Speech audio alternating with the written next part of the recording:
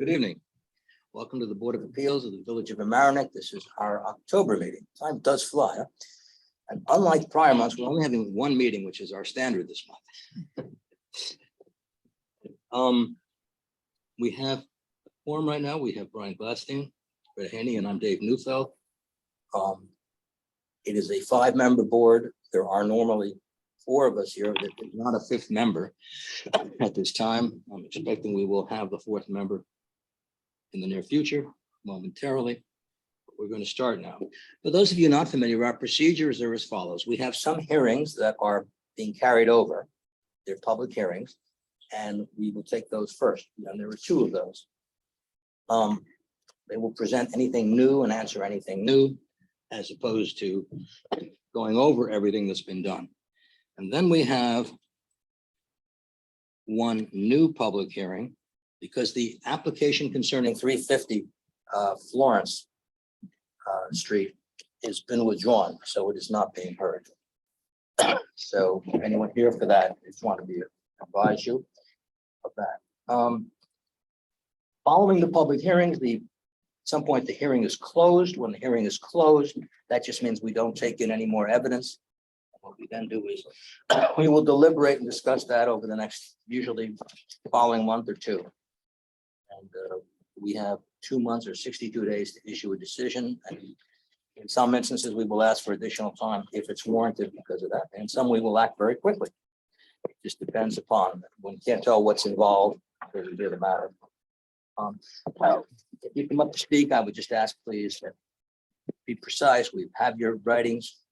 Present your position if you'd like to, go over it.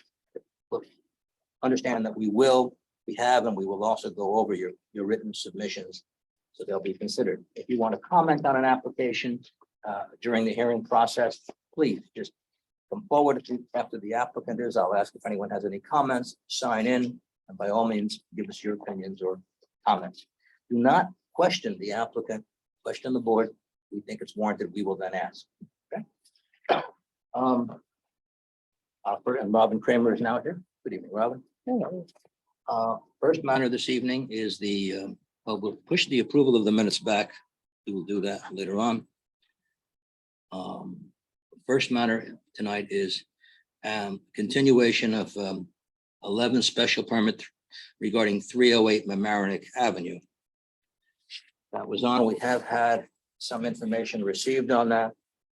One of the concerns was that there was a proceeding or threatened, or I guess commenced proceedings by the State Liquor Authority against Parkila, and I'm told that from what I'm reading that they're paying a penalty of $10,000, which is due by November 15th, apparently to resolve that. But I'm going to let Mr. Spatz, you're here for them, correct? Yes, good evening, Chair. Good evening. Zoning Board of Appeals. Andrew Spatz. I'm joined by Mike Carter for Parkila here in the Village of Amerenik. And Chair, you articulated this extraordinarily well. The matter has been disposed of. As of this evening, there are absolutely no open violations pending. There's been no matters pending in the village courts. There is a clean slate, and we reappear before Chair and members of the Zoning Board of Appeals this evening, seeking a renewal of the original special permit that was granted several years ago, in addition to the request to amend the hours of operation. I will be more than happy to go over what those hours were, unless you're already aware of it. And I certainly want to. Well, you can very simply tell us what are the hours and what you want it to be. How's that? Yes, the applicant is now requesting hours of operation from 10 a.m. to midnight, 12 a.m. Sunday through Wednesday. On Thursdays, 10 a.m. to 1 a.m. On Friday and Saturdays, 10 a.m. to 2 a.m. I just want the board to recall that Cafe Mozart had an application and operation from 6 a.m. to 1 a.m. on Friday and Saturday. So there is a historical context of somewhat late hours at that particular parcel. So you just, again, Sunday through Thursday? 10 to midnight. Sunday through Wednesday. Also through Wednesday, yeah. 10 a.m. to 12 a.m. midnight. Okay. Thursday, Why, okay. just Thursdays, 10 a.m. to 1 a.m. Right, and then And then 2 a.m. Friday and Friday and Saturday. Saturday, okay, yeah. You did mention earlier that everything was resolved, Yes, and sure. I have one technical question for you. Sure. The paper you submitted indicates a $10,000 payment is being made, but it has to be made by November 15th. Has that been made, or is that going to be made by November? That will be made by the date with which it's required. And by way of background as well, I'll submit this.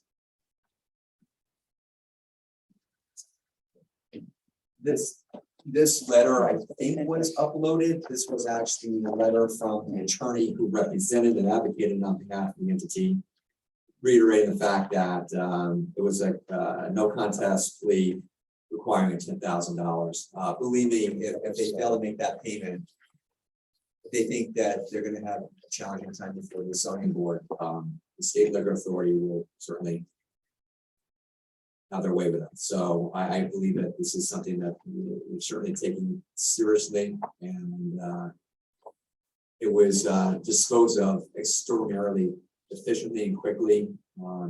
As I'm sure some of you may be aware of, dealing with the state liquor authority can sometimes be a very prolonged process, but my client wasn't interested in prolonging the process. My client wants to do well, he wants to succeed in this community, he wants to be a good neighbor. So What did you want, just very quickly, since you're here, and take 2 minutes on this. For music outside this premises? Outside, I believe the cabaret license was granted a temporary, I believe a 60-day temporary license was granted. They're not doing music outside. In fact, I believe we've taken everything. There's no music outside, Chair. And from what I understand, the doors have been closed, windows shut promptly pursuant to the previous requirements of the zoning board provisions. And I just want to note, and I think that this is somewhat important, the nature of the violations derive from observations from law enforcement. And I'm bringing that I'm bringing that up because I think it's somewhat important. It wasn't a result of complaints from neighbors or residents or other businesses. And I'm not saying one's better than the other, but I will say that it is somewhat compelling because obviously when you hear someone saying, I would like to stay open until 1, I'd like to stay open until 2.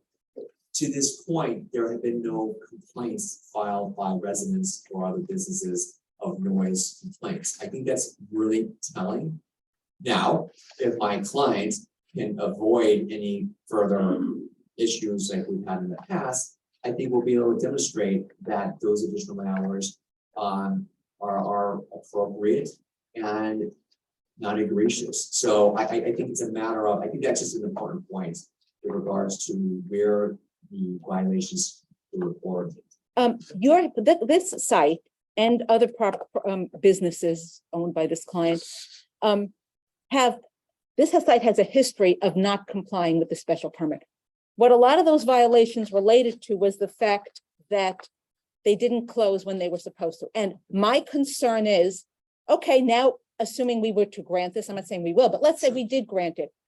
How do I have no confidence that your client is now going to say, oh, well, before the hour was midnight, so if I stayed till 1, what's the big deal? Now it's going to be 1 or 2. So if I stay till 3, what's the big deal?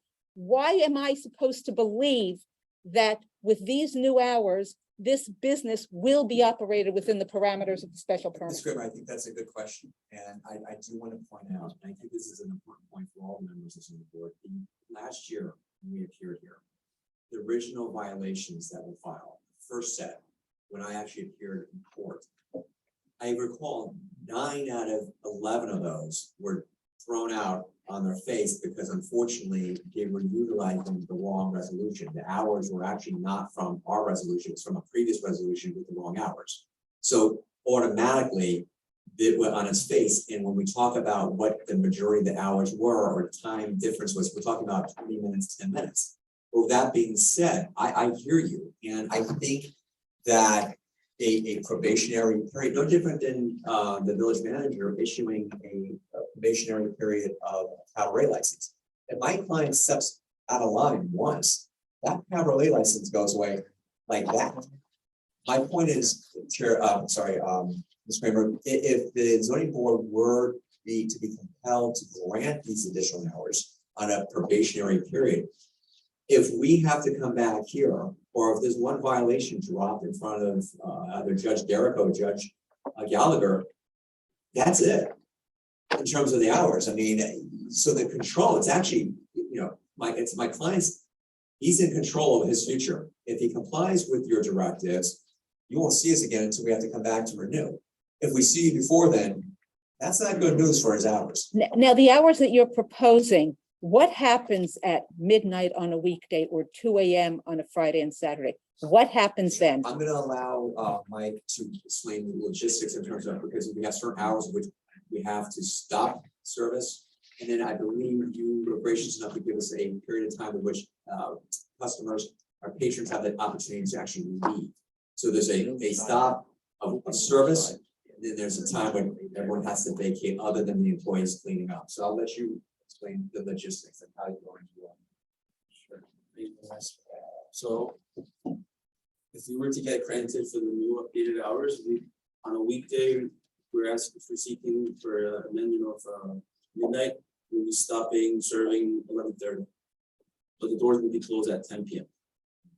So somewhat to understand what you mean. So if I wanted to come into the restaurant at 10:30, I couldn't. On a weekday? Yeah. No, you No, they want 12. I could, no, he just said stop serving at at 11:30. but then you said the doors are closed. The meetings for the noise. Oh, I'm not interested in that right now. I'm purely interested in, I want to go to your restaurant at 11:30. Okay, you'll let me in. 11:30, no. Because What- we're closing at 12. So when will you stop letting customers in? 11:30. That's what I just said. Oh, Right, I'm right. sorry. I want to come into your restaurant at 11:25. Whatever, 11:15, let's make it a lot clearer. 11:15, you'll let me in, correct? Right, 1 round. What's going to happen at midnight? 11. Well, if you come in at 11:15, So now it's midnight. What is going to happen to me? I'm sitting in the restaurant. What are you going to do? 11:15, you'll be coming in and make sure that you be leaving at before 12. Okay, but I'm not leaving because I'm having a good time. What are you, I'm serious about this question. This is something you have to think about. If you're telling me you're only open till 12, I have to know what that means. That's the first question. And then the second question is when is your kitchen close on each of these nights? With the new, if we were to get the new updated hours, kitchen will be closed at 10:30. The kitchen, so if I came in at 11:15, I could drink, but I couldn't eat. Yeah, no, Okay, and the bar closes at, 11:30. okay. So the bar closes a half hour before the closing hours. And the We food, do last rounds before the bar closes. that's fine. Bar closes at 30 minutes before. And the food, the kitchen closes an hour and a half. That's what he just said. I just want to make sure. I just want to make sure we've got it It's a all. Big deal. Okay, What time does the kitchen close? an hour and a half before Right. the closing time. So depending on the closing time that we approve, the kitchen is closed an hour and a half.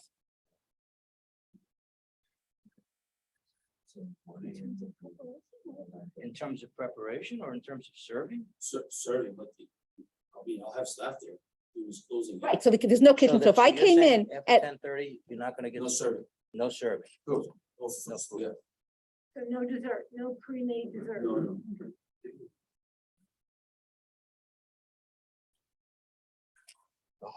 I think I think that candidly, I think that's a very fair question about desserts and non like cooking. So I think you need, let's be clear, desserts and drinks versus actually, if Ms. Kramer comes in and says, I would like chicken. You can't prepare that, so let's be very clear. I think that's a very fair. Well, I think distinction. clearly what we heard is you come into the restaurant an hour and a half, less than an hour and a half before closing, you can no longer order food. That's what he's suggesting. And will make then the bar if you come in, you can't order drinks anymore before a half hour before closing. That's, okay, Bar for sure. Well, no, we need to be sure about the kitchen. Kitchen. Anybody coming in an An hour and a half before closing, if they're an hour and 29 minutes, they're no longer allowed to order food. Okay. Okay. No, I think it's not an okay or not okay thing. Well, no, You asked that's- you what you would. And that's what you had said, Yeah. We so. will make the it's fine. determination. Just ask you what your understanding of what you want. We will comply on those. Okay. Well, that's clear. Okay. Thank you. Is there anyone here that has any comments regarding this application? Okay. Any board member have any further questions regarding this? You have anything further to add, Mr. Spatz? no, Thank you. thank you. Well, you said no, that's fine. I didn't mean to interrupt you. You don't say no. Thank you, you can add, okay. All right, is there a motion to close on this hearing? Motion. Second on it? I'll second. Okay. Okay, Greta? Yep. Okay, Robin? That's right. Yep. Okay, this hearing is closed. Thank you very much and have a good evening. Thank you. Okay, the next matter is the continued application regarding 572 Van Rance Place.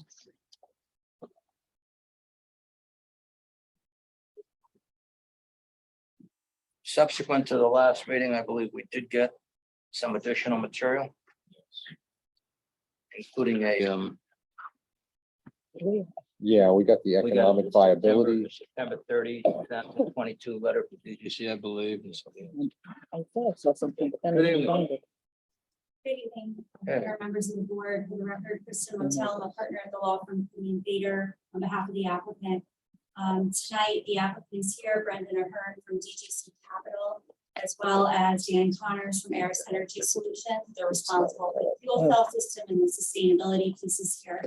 John Sullivan from Sullivan Architects, Mike Stein, Hudson Engineering, and Ryan Dempsey, DTS Provident. They did a traffic study, and I know Ms. Kramer had questions last time about that, so we thought it would just be easier to bring them here so that you can ask those questions directly. I know it was very late last time we presented, and I'm getting some direction from the board on how deep of a dive you'd like us to do here in terms of our presentation. Whether you'd like us to just go through the supplemental materials or you'd like us to run through the plans. I know John Sullivan updated the elevations to make them a little bit clearer, so we can walk through those too. I can give you a brief summary. Why don't you start by giving us just a brief summary of the additional materials? So last time we were asked about the 10 units, we were requesting a 2-unit variance for this project. That's also relating to the open space per dwelling unit variance and the FAR variance that are requested. So we provided some feasibility data for the board on cost of the project and overall viability, which the applicant can speak to tonight.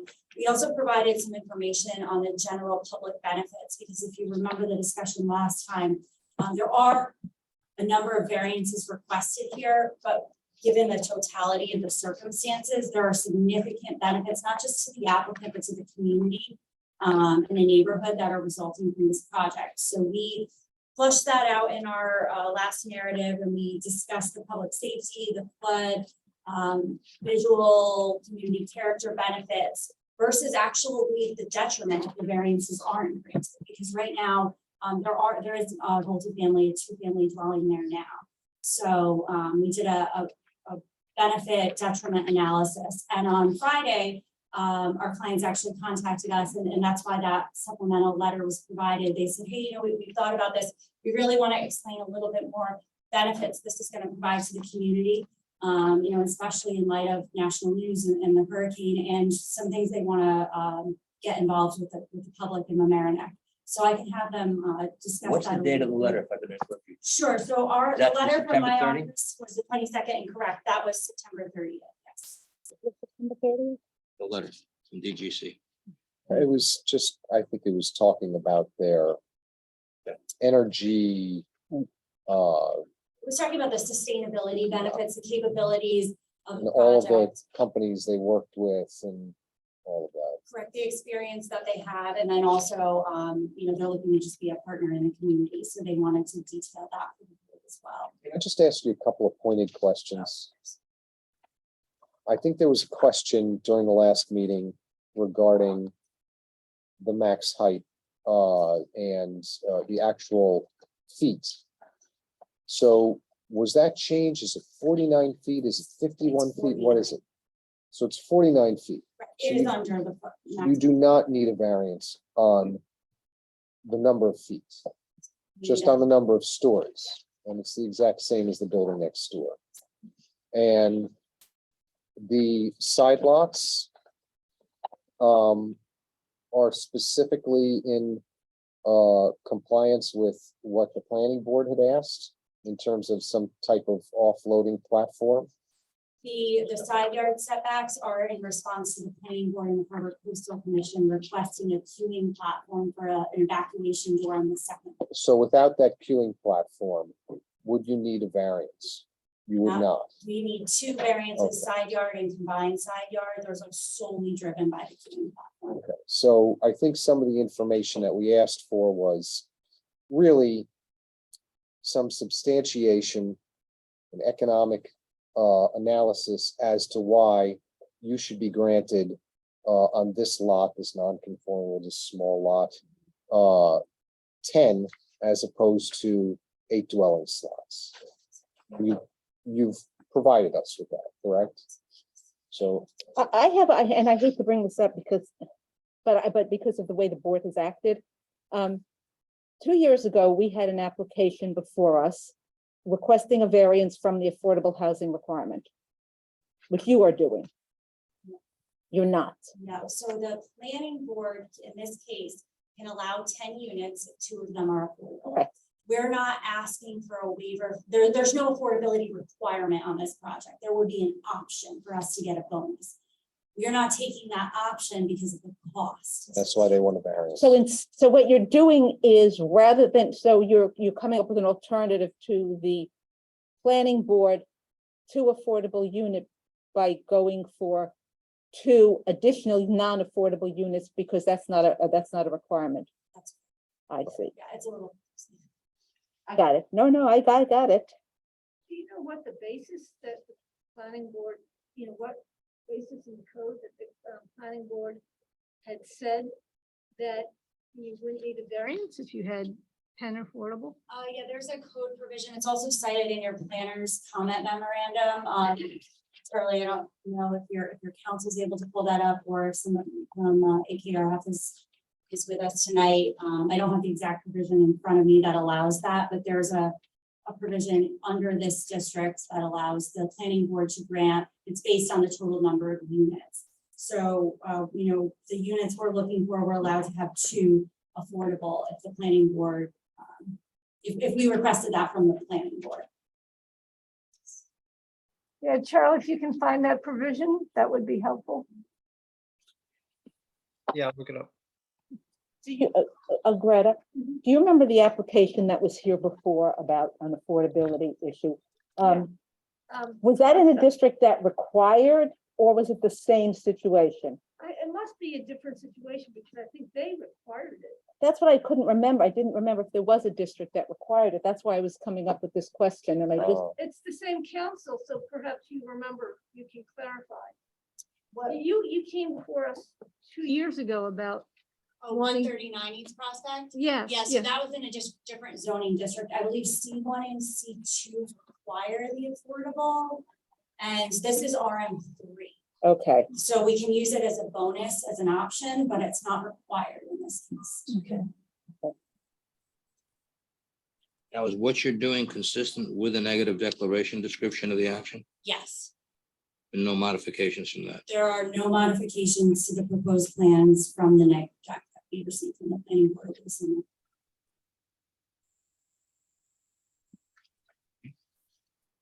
And before I ask John to come up, we can provide a supplemental to the board. We did request back in August, records from the village for that building next door, the Parkview Station condominiums.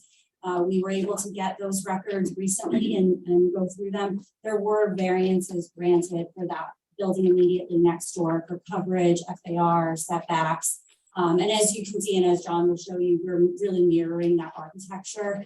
That was the goal of the project. So in terms of community character, and detriment. It's really in keeping with the character of the surrounding area. You mentioned last time that the neighboring building was on your property.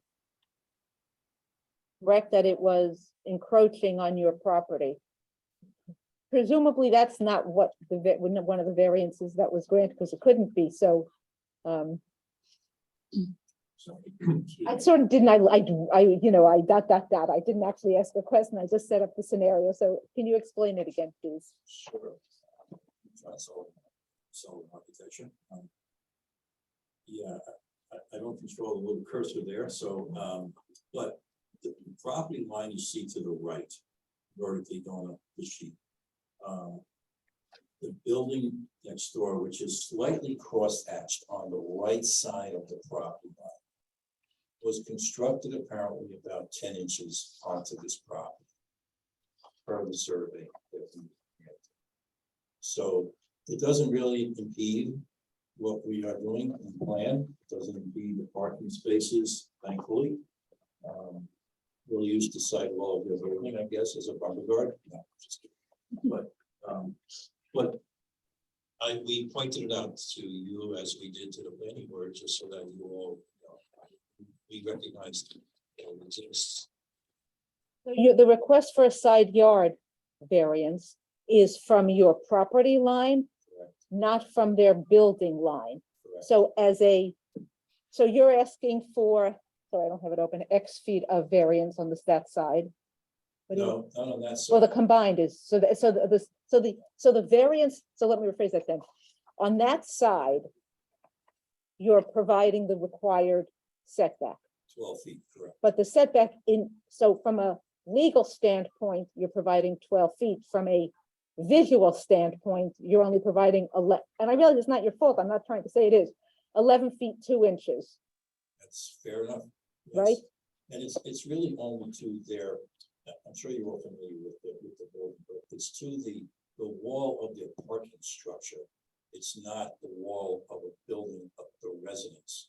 The residential building is about 10 feet on their property. Now, So- I so can't the space- remember. How, is their parking structure as tall as, was their parking structure a lower structure? No, it's about, it is a little bit subgrade. You're driving from. No, I don't mean that, I'm sorry. How many stories is the parking structure? Only one, Okay, so above that 1 foot, you've got your full, correct. I don't mean from a legal perspective, again, I mean from a Yeah. visual perspective. I'm leaving the legal issue out. Somebody have to deal with Right, that. but basically the Okay. dimension from, let's say, our proposed building at Mhm. 12 feet, their building, which is approximately 10 feet, it would be 22 feet between the buildings. Above the first floor. Okay, Could you point to where the area is that encroaches or that? Can I walk up to? Yeah, I think that's up to you. I hope you can.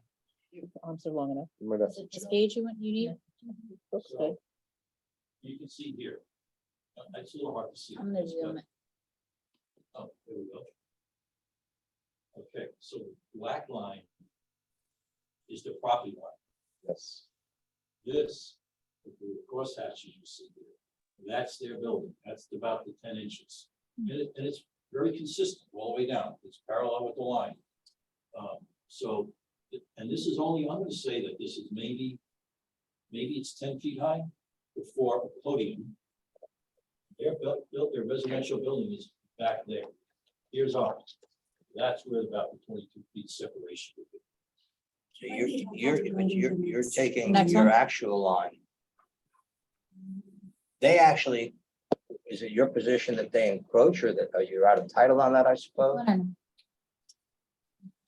Mr. Chairman, it was clearly was encroached, it was constructed that way. Right, Now, but it's the way it is now.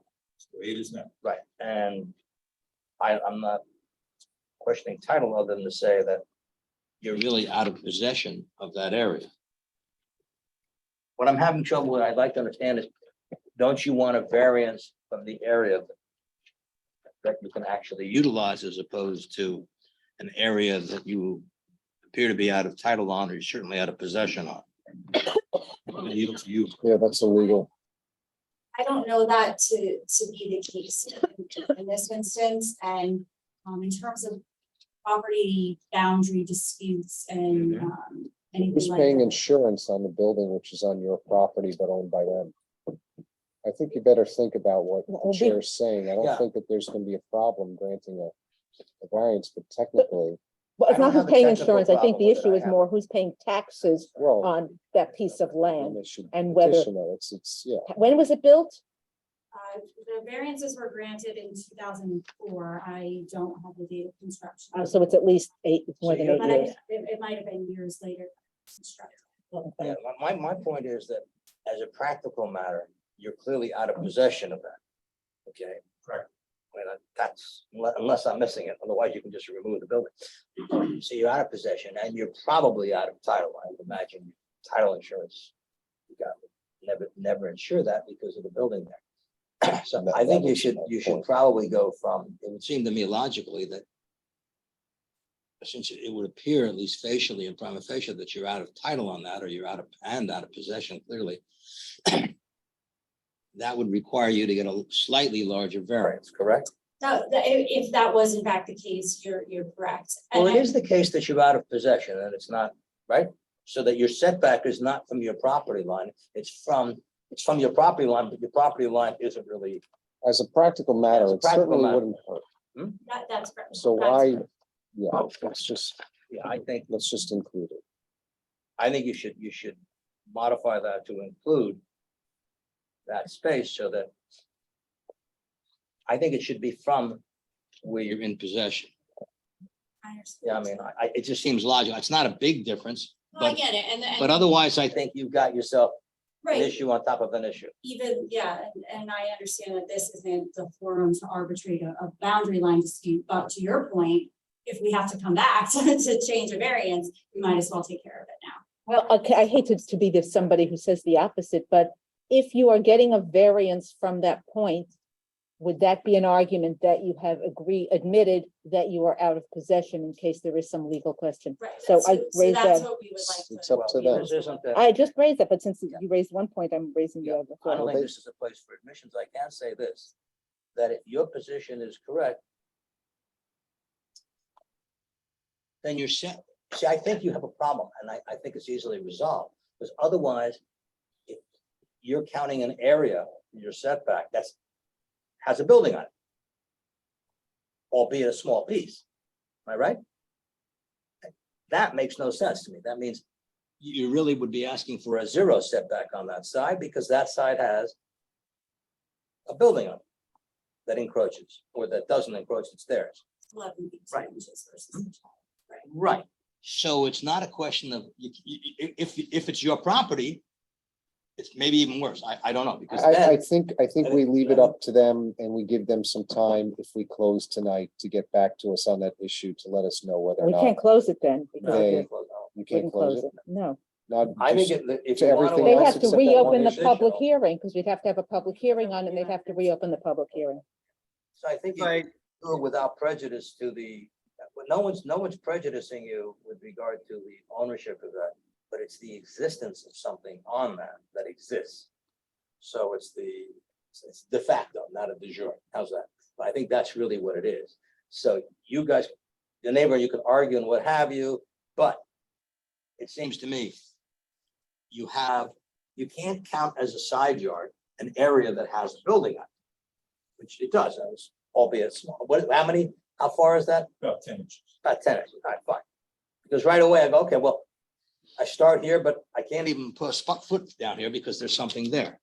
So I think you should just go from that, and it's without a prejudice, but that's, So, Mr. Chairman, if I could ask the board, I'd rather not take 10 inches out of the whole building site as an example and move it back.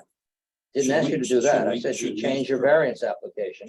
Right. That's what I said. Should we change this and just ask for, That's what I'm saying. You have to do something. So then say I need 11, add that 10, 11 inches to your variance request. Because otherwise you're putting us, I think, in a position of granting a variance or not granting a variance based upon a side yard that doesn't exist. right? It would be like if you had a part of a building here and then there was an open space. Well, we'd go from there. So I just think you should just eliminate that issue by changing it. And you can indicate, not that it matters that much, but we were not aware of this when we first looked at the site. When we got an updated survey. Mhm. Well, what is this? You know, so the survey we had Well, originally. it's just for you to decide. Right. You know, decide, but I know. think otherwise you have I think otherwise there's an issue there. Charlie, I think you wanted to say something?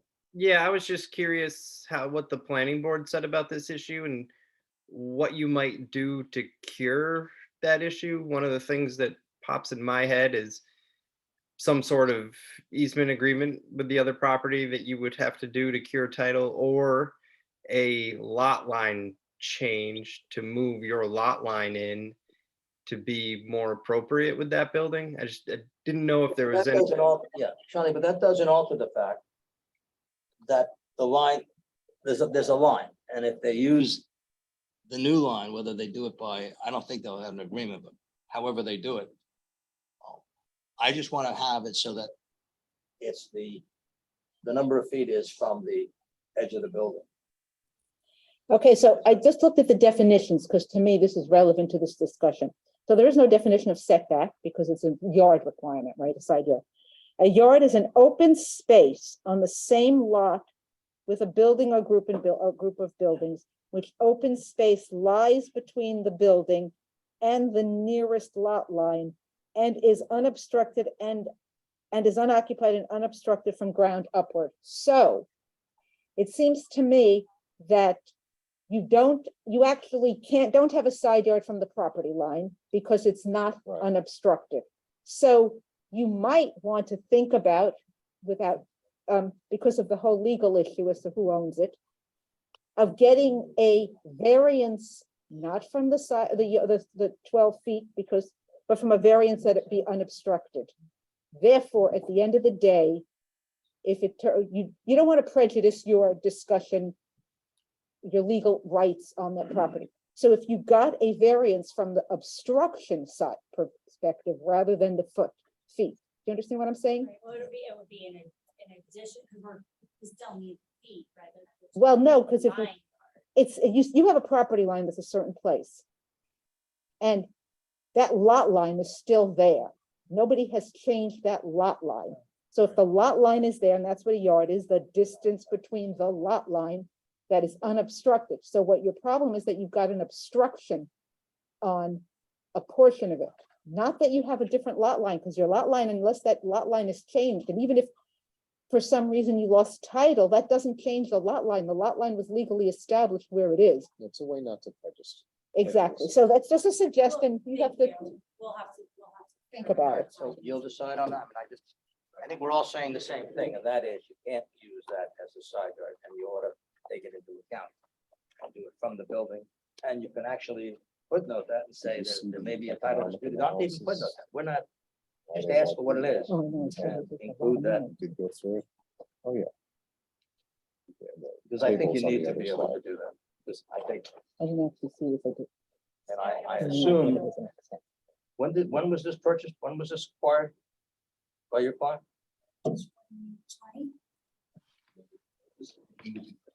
And they had a survey, has the survey been checked? I mean, your survey says something different than their survey?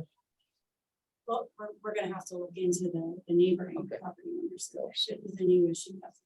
I, well, I think it's important to bring it up, but I think Yeah. you know the answer from our standpoint is, I think Yeah. whatever you're asking for, when you're doing your calculations for your combined side yard or your side yard, you have to make the real aspect, okay? Because it's, and I think you're almost, you decide, but I think you're better off not having it. You have it otherwise, you don't have an open space. You've got an encroachment on it. So, albeit, I think you're almost better not having it, but that's up to you. So, but I think the one thing that I'm hearing from at least 2 or 3 members is you need to have your application for an area variance, do the computations from where the building exists. Not where the line is. But they can't, because the definition, David, of a Yeah. yard is from the lot line, and the lot line is where it is regardless of whether or not it was Yes, but completely. they would take their calculation from the lot line, but incorporate that. So if you went over 11 inches, you would just add 11 inches to your request for the variance. Not asking to change your lot line, but it would, that would be exactly where you are now, right? I don't think that's Okay. what use. That's not what I was Okay, saying. I well, was She was giving a different saying, she was approach saying from the obstruction, but I think Yeah. that you guys will discuss what- it. and figure out. You'll what you- research it and you'll tell us. It's not Well, for we us. can- Right, it it's was not just for a us to tell suggestion. you. It was not, right, I'm not saying how you should do it.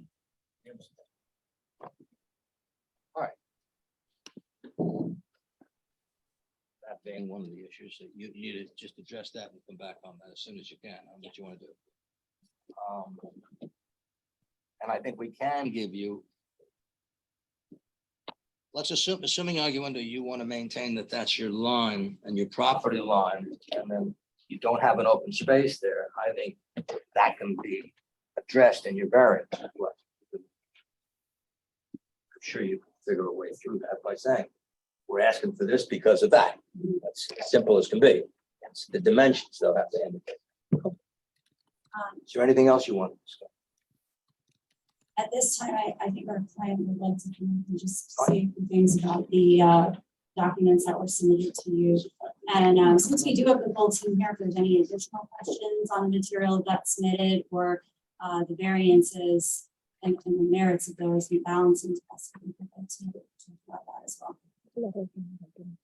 Which letter? Which one is- yeah, the whole thing.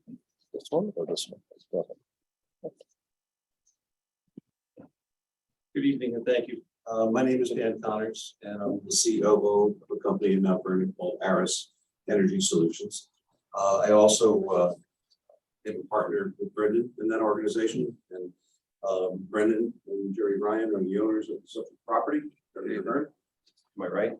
And so the purpose of my visit tonight, number one, is to make sure we address any open questions in two regards. One is, in the last session, we made the assertion that the premium sustainability and resiliency features that are being engineered into the building for public safety and for good environmental practice were premium, and those premium features could only be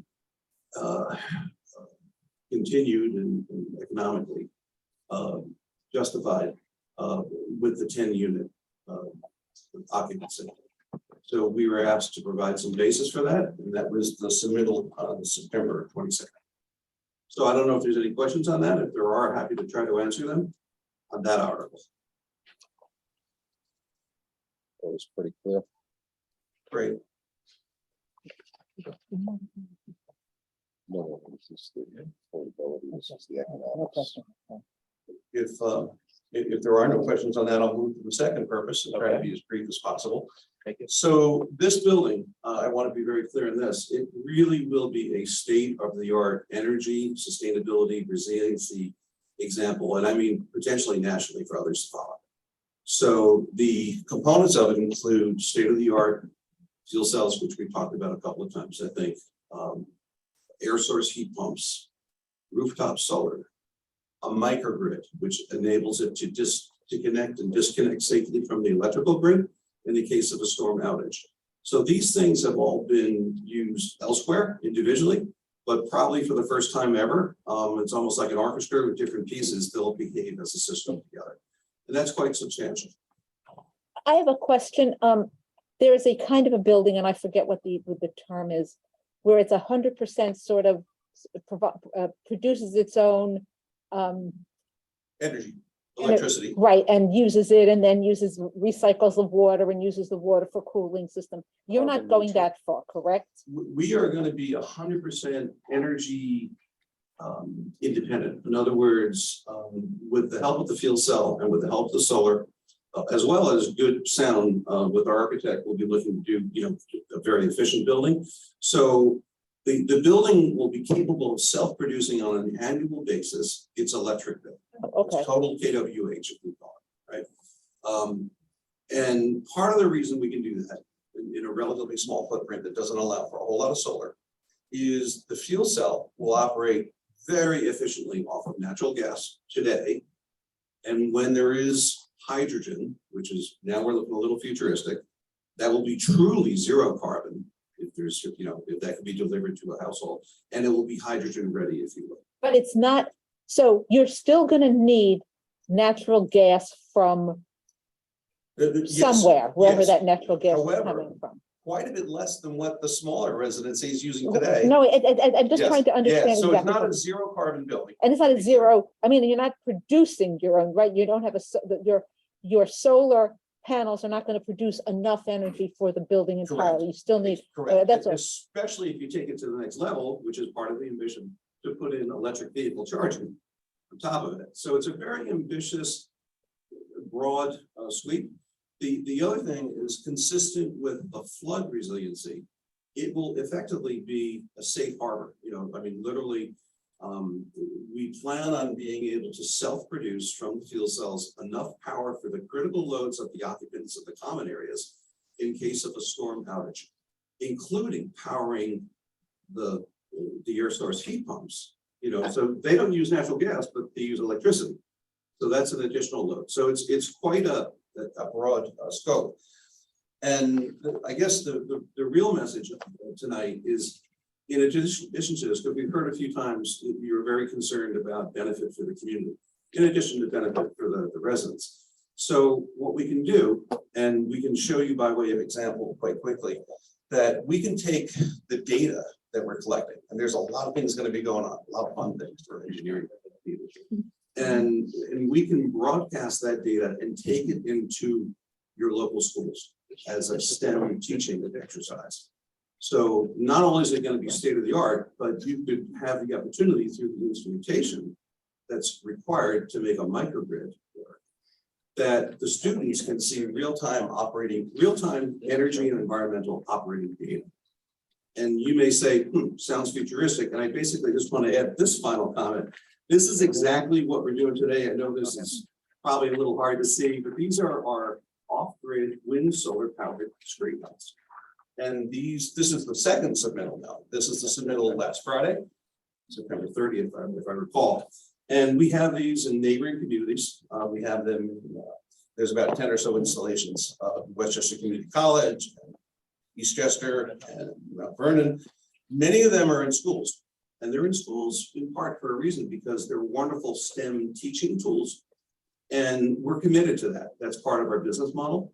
And we can take the same thing with the RPU, if there was one in town, frankly, there's not yet. But we can take the same principle and apply it to the state-of-the-art building and bring that into the schools and into the community. So you're going to be using natural gas for what? Power the fuel cells and basically to power the fuel cells. Okay, so the cooking, you're not using gas. So it's still an open question as to what we're gonna, the detailed design. There's no doubt about it. There's a lot of pressure to absolutely minimize natural gas. The heat pumps do a great job of minimizing that. But our calculations are showing that the building will consume less natural gas with the heat pumps for a 10-unit building than what the current 3-unit building is coded to So provide. you may be still having gas stove, the cooktop. I don't think we can kind of slice the design down there. I think there's definitely a preference for electric. I think it's a bit of an open question. So the gas powers the fuel cells. I'm trying to make sure I understand how this works. Yep. And then the fuel cells provide the heat and the, Will the fuel cells provide electric? It provides both. Okay. It's so-called combined heat and power, and it provides electricity at upwards of like a 60% efficiency level, versus the grid, which is about net 35%. So more or less that 2-to-1 on an electric basis kind of cuts your carbon emissions in half for the same unit of natural gas. Your solar power also feeds the fuel cells? So let me just finish the second part. In addition to the electrical output of the fuel cells, they can produce byproduct heat. And it just so happens that that byproduct heat will take the load off of the air source heat pumps. Again, it's a little bit like a symphony. They're playing in harmony, The solar production will go into the building. It will go into, I'm going to call it a black box. It's actually called a hybrid inverter. And that inverter will say, okay, my building demand is X, my solar is Y. I'm making up the difference with the fuel cells. In nighttime, there's no solar, so I'm bringing, so you're on fuel cell power mostly then. And by the way, we're still connected to the grid. So that's what I'm trying to get at. Do you have any means of storing the electrical power? Is it stored in the fuel cells? No, Are they so like if you- batteries? Yeah, so this is the key distinction. The fuel cell is like a continuously flowing gas battery. So there is no energy storage, so there's no fuel storage, which the safety people like, by the way, as opposed to like a propane tank, for example, okay? And what the fuel cell does, because it can operate disconnected from the electric grid and self-power itself and self-power the building, that your reliance on batteries is far less. Now, there's an engineering question ahead of us as to how ambitious of how much load in the building do we really want to power when the grid goes down? Every single thing in the building? Well, then we're probably gonna need some batteries to top us off. Well, that was gonna be my question, whether or not if you in fact get cut off from the grid, Mhm. whether or not like in a building, when you have red outlets in a hospital, when the generator kicks on, Yep. they only service the red outlets and some lighting and Exactly. those. So there's, we call it critical circuits, right, okay. right? So critical loads. So the fuel cells will definitely power the critical loads that are deemed critical. And that will include the heat pumps. So in the winter, when the nor'easter comes, if you will, you don't lose electricity and heat, right? That's one of the downsides of this new thrust with heat pumps. So the critical loads will be powered by the fuel cells. Now, how much of the building will be critical load powered is an engineering and economic question. But you do break it down, that's all I wanted to know. Yes, and I'm sorry to, It's not just, it's just, you've got rationing Very basically much. built in. there is a point of diminishing returns, right? Like if you want every single load in the No, building. you like wouldn't, every- that's what I'm saying. that- Now, yeah. what happens if you get cut off from gas? So then the fuel cells will stop and they will do so automatically. And That's then right. all you have is the perhaps solar if it's, Yeah, the solar will continue if it, but part of the thinking on this, there's lots of statistics that short of having an earthquake, the reliability of underground gas lines is 99.999 something. The reliability of overhead wires on the grid is far less. So and from all of your utilities and pumps, they're all on the roof. They're up Yes. off the ground. yeah, So the energy that's being produced by the solar panels, like it's a small, you obviously have a very small footprint for your solar panels, there's not going to be excess? It's not going to need to be stored anywhere? so if there is excess. Yeah. And there might be an occasional time, so, peak of the day, so to speak. So it will be so-called net metered. And so then, you'll have the building load minus what the fuel cells are doing. And what's left over, the solar can contribute. And if there's no place to put it within the building, it goes back to the grid.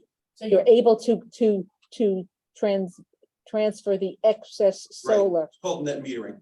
back to the grid. So Exactly, that and so the question was asked earlier, will this be a zero? So this will have a zero electric bill at the end of the year on average. As a result of that negative. By way of example, we have a homeowner in Long Island. And who has one fuel cell in that home, and it's been operating about 2 years. And for about 9 months of the year, he has a zero electric bill. And in the summertime, he's got some pretty heavy electric bills with pool heat pump, and big AC, et cetera. So on average, he's got a zero at the end of the year on the electric side. Because he sells back to the grid on the Exactly. months that, yeah. Exactly. Yep. He gets credit. Yeah, so batteries can always be considered, but they have a cost and they have an operating and maintenance cost as well. So the fuel cell gives you the option, but not the necessity to have zero batteries or very few batteries. Batteries can be a safety thing. The lithium ion batteries, which are state of the art, there's some apprehension, certainly in New York City. So the reason behind the safety, we had a long conversation with the planning board around the safety of this technology and consultation with the fire department and emergency response. So that's another piece of this equation when we're talking about safety and how the system is designed. safety from what, of. Fire Fire. safety. No, that's not my question. My question is, which aspect of it were they concerned about other than a battery? I think the battery storage Oh, was the most okay. concerning, just to provide some color on why we were not really like jumping in there. And, yeah, okay, I just wanted to know which aspect of this they were concerned about, so. Okay. Okay, Thank you. I want to go back for a minute to the. I want to go back for a minute to the issue of the survey. Okay, so just looking at it, you said it was recently determined. I'm finding a March 15, 2021 survey. We have an updated one, You have an updated one? yes. Did we get that? I believe you did, but we can resubmit. Hold on, no. It was August of 2022. Okay, hold on, yeah. hold on. Because we were trying to make it within 1 year. The application. Because the board's behind. I have your August submission here, just a moment. Is it on? Here? No, it would have come after that because the survey, I believe, came in on August 26th. Brittany is Brittany, that it? Got it, because the one that we have here is March 2021. There's the one I uploaded on the 23rd of Yeah. August. So let me tell you my issue with the survey is, this has obviously been a problem, and that's the one you incorporate in the plan. But the survey is dated March 15, 2021, indicating the survey took place on March 10th. But it also has an exception on it, which is, I think, you've got to resolve. It says that the survey was prepared and then it volunteers without benefit of certain title work. And is subject to any state of facts that may be revealed by an examination of such documents. That tells me you could very well have easements, you could have other issues, may have this whole thing resolved. I think you've got to really, that's unusual, at least from my standpoint. I think you need, this is the survey. If there's easements, they should be on there. And then it also indicates on note 1 that subsurface easements on the property are not indicated. So I think you need to basically, the surveyor here has excluded from the survey anything that would be, any documents, or anything that would show if there were encroachments or resolutions, or could very well have a boundary agreement. I have no idea. So I think you need to have that unqualified part. And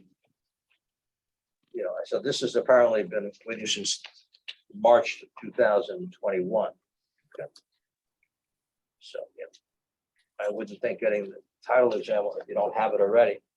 Had there been discussions at all with the neighbor about this?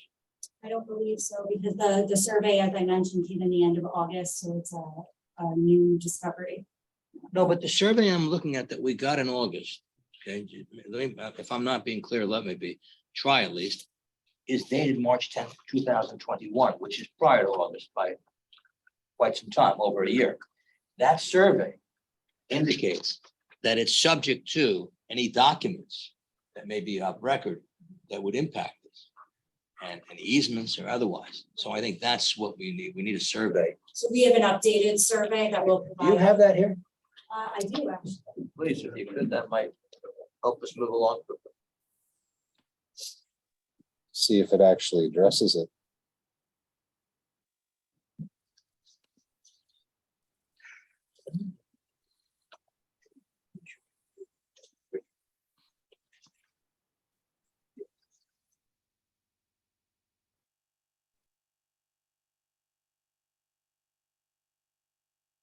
August 18th, 2022. Okay, can I see that? Dave, you want to see if it has more Yeah, detail? let me just see something. See one thing. yeah, the survey's not This- like a title survey. What am I thinking of? There's Topo, no, there's not what No. I'm thinking of. The kind of The survey title search. you would get for title in connection Right, with which title, would with a show mortgage, easements which would and- show easements and all that, right? You don't all have those that kind of a elements. survey. I'll have to confer with our Yeah, client on well- all the documentation. Because that would be that's where all of these Right. Easements and anything else Encroachments, would show up. right-of-ways, Um, all of that. would It be on is there. a Alta survey, that's what I'm thinking of. Yeah, you don't have an Alta survey. This is not an Alta survey, Okay, your survey that you just for the record, so you're clear. because on that would show all of that. Your survey says it's updated on August 18th, 2022. I don't have that in front of me, except you've been kind enough to provide it. That survey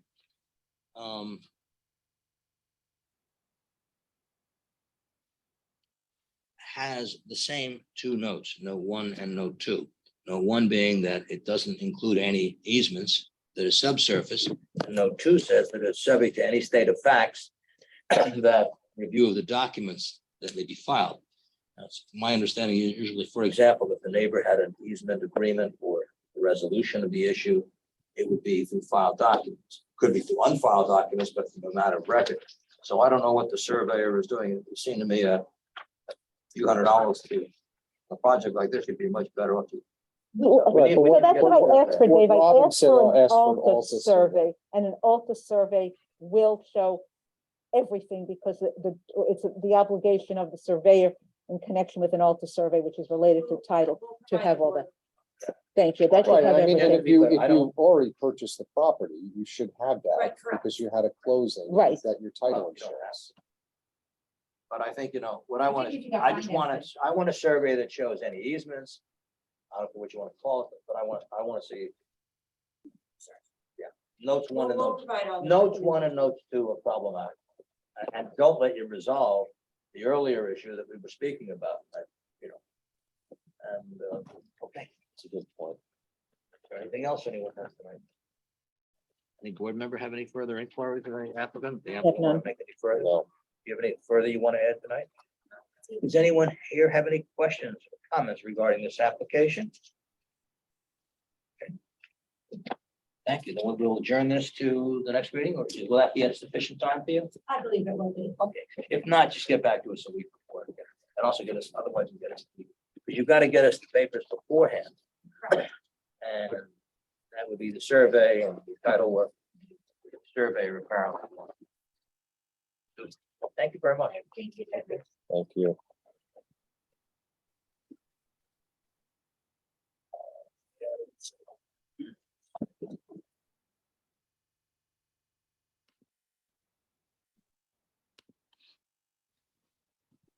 You said your whole team was here. One quick question. I assume your surveyor is not here. I mean, you said yes, he's hiding underneath. I wouldn't be nice.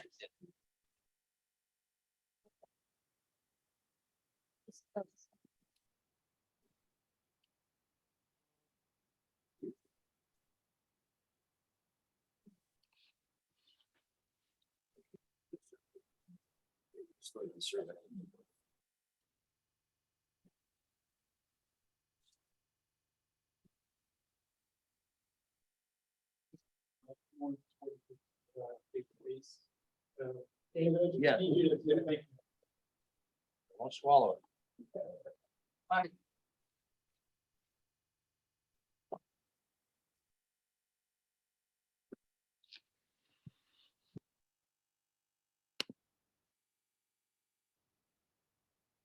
The. Better tell you.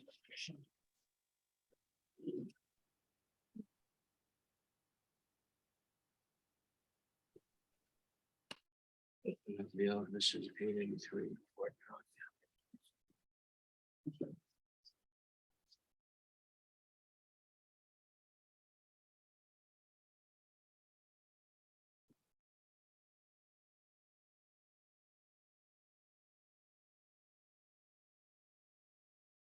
The next application.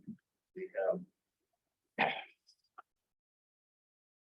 First up tonight is with regard to 883 Port Drive, application 19, area variance 22. Just give me 1 minute, please. Sure, no problem. A lot of papers on all these. I want to make sure I have the right one now.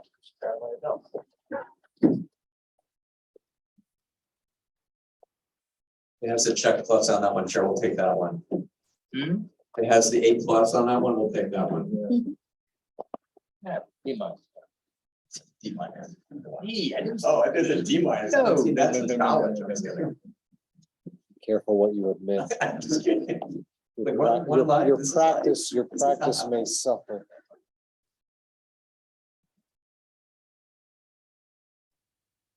That's deep and delightful student. Oh, it's just delight.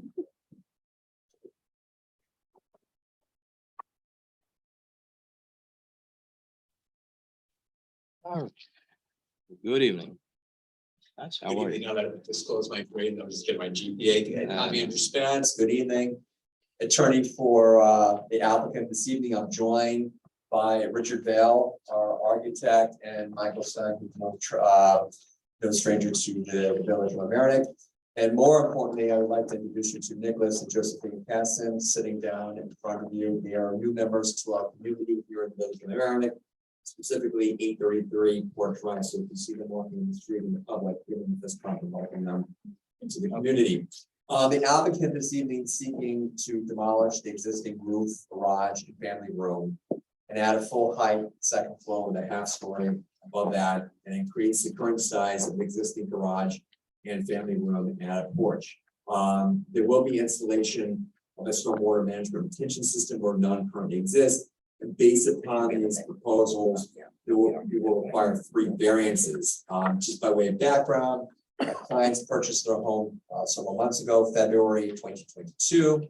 And with the current zoning provisions, we would require the following variances. 1 for the max building coverage allowed, which is 4.043 square feet, 35%, whereas the applicant seeks 4.411 square feet, which is 38.2. Second is the max FAR allowed, which is 4.095 square feet, whereas the proposed FAR would be 4.333 square feet. And finally, the third would be in the rear yard. The existing non-conforming setback is 8.6 feet, would be increased to 12.3, which is only obviously a difference of 3.7. So the requirement is 30 feet.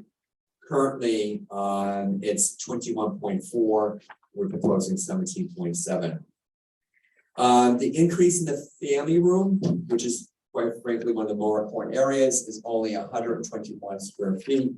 The project is located within the 100-year floodplain and has a base elevation of 12 feet. However, they are in the process of seeking further information on that 100-year plan and seeking the 500-year plan. The proposed stormwater practice will be designed to meet obviously the New York State Department of State DEC and obviously our village requirements. And will be sized to treat the runoff from all new impervious surfaces. And one thing that was interesting this evening, we were back at the property, and you'll see in a few moments on the design, the driveway itself. One of the ideas we came up with this evening was actually changing it from asphalt to pervious, thereby obviously assisting with the flood mitigation, and also that will significantly assist with the reduction of coverage in this area. We can go over the particulars on that. This house would remain, I'm not sure how familiar you are with this particular street. And I have to say, I've lived in Orienta for many, many years, and I didn't realize Port Drive was even there until I walked knocking on doors a couple months ago. It's a unique street, and it certainly is in character with other homes in the area. Most telling there would be no impact to neighbors, especially in the rear, because their neighbor in the rear is Beach Point, and right behind them is a really long driveway. Next to that, it's a really big parking lot, and next to that is actually a maintenance structure. So in their back, and I think it's really, really, really very important, is there's actually an overlay. If I can, one quick second. I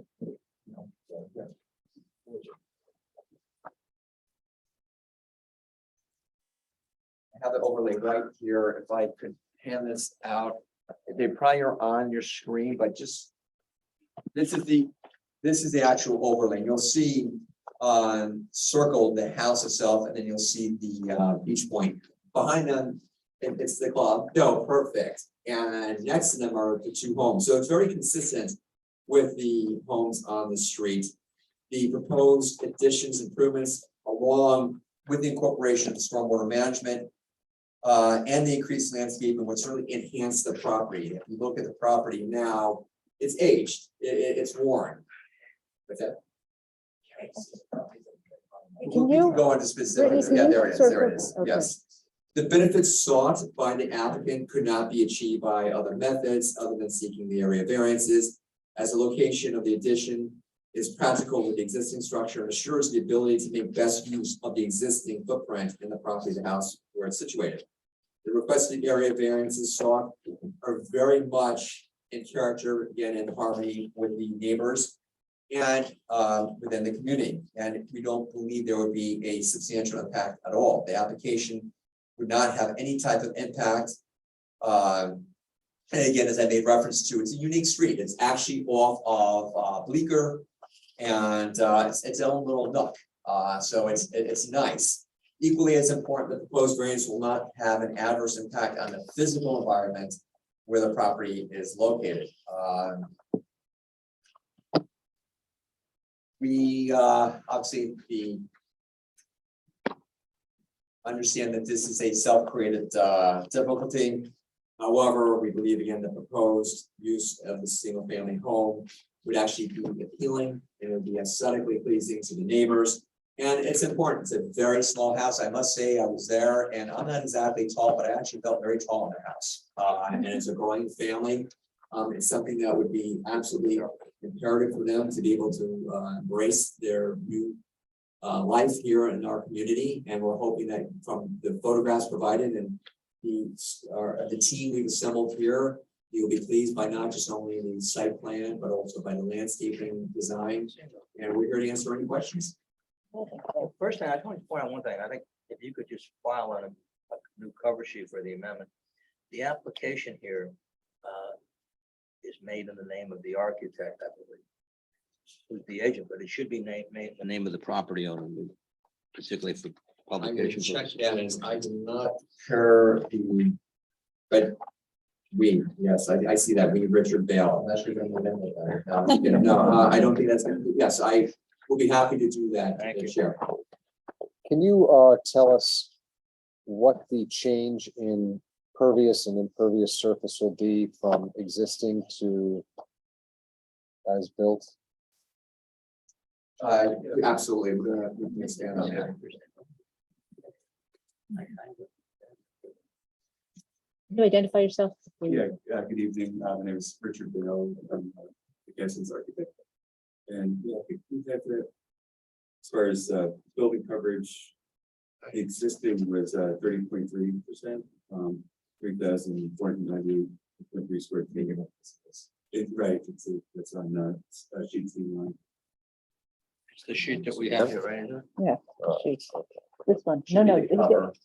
There you go, perfect. That one? it's on here. A lot. In coverage, it's got all the numbers here. I'm sure, I'm looking for the, oh, is this it? Yeah. You have both, you have a site of that called the proposed one, right? And then you have the table. And we proposed, right? Yeah, thank you. That's very helpful.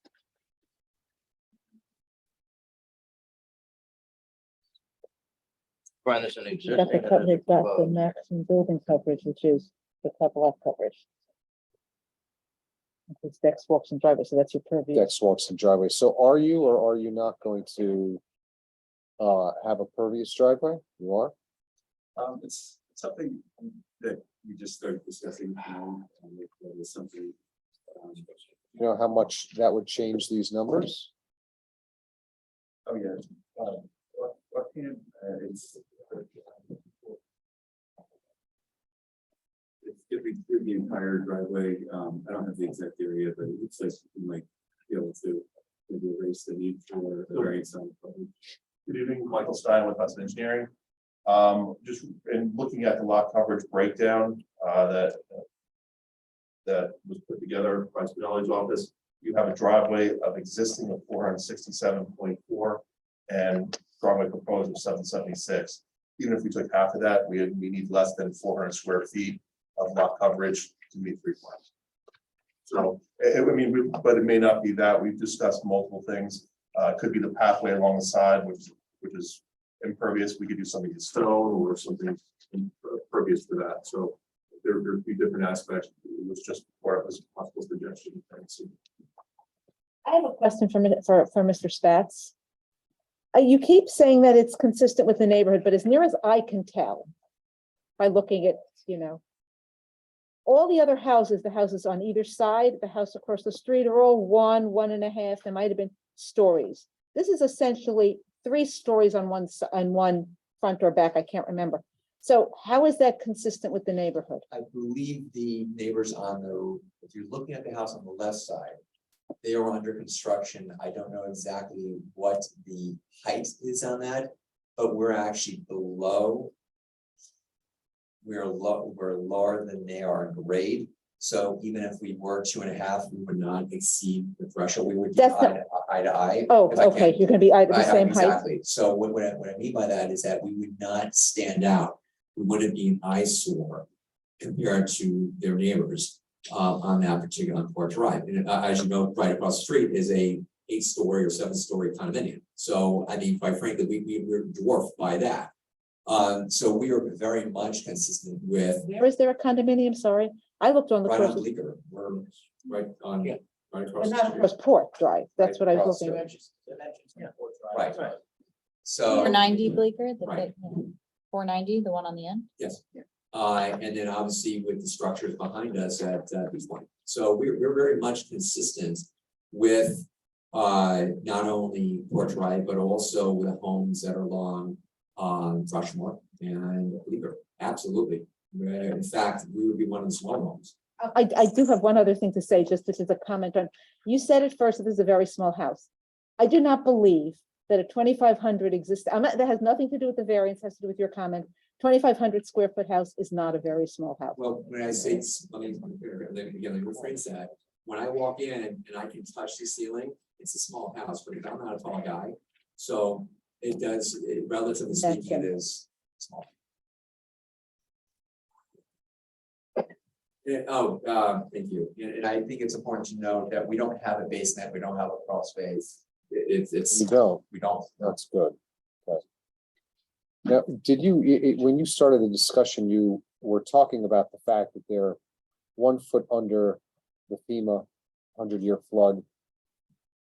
Yes, actually, more than that, the first floor of the residence, I don't know if you have a survey you could bring up. The first floor is at elevation 19, FEMA flood is elevation 12, which is not even on the front of the property. Where the property slopes down, actually, this isn't so topography, but in the bottom right corner. Do you want the existing or the proposed? I have 2. It should be the same. Where it says large bush, you have elevation 16 on the property. And the first floor of the house is 19.5, where flood elevation is elevation 12. Oh. So that's part of it, but this is, based upon FEMA's maps, so it's part of the discussion. Existing, yeah, have a large bush at the Yeah, bottom. large bush, right. That's what I spotted. Exactly. What happened to the large bush out there? We got rid of the lights. 500. So that, but that's what we're trying to get clarification on, because Plan to be there for 500 years? These days, a 500-year floodplain is probably 2 years. I mean, let's get, part of this Welcome part to of this the Marinette. conversation came up and just recommending that we get this issue resolved. So if we can file a LOMA, so to help them reduce the flood insurance. that Right, would be flood great. insurance, yeah. Elevation certificate. Yes. all that. Okay. That's helpful.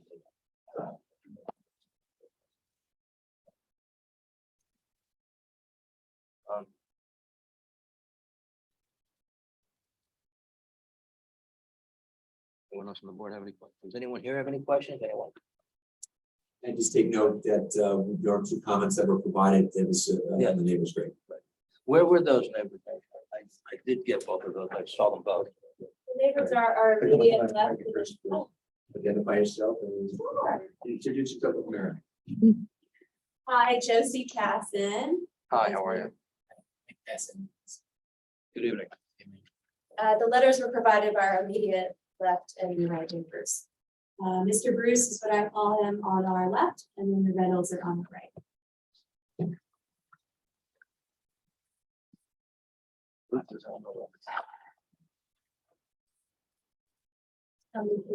We have 1 2-year-old, Margot.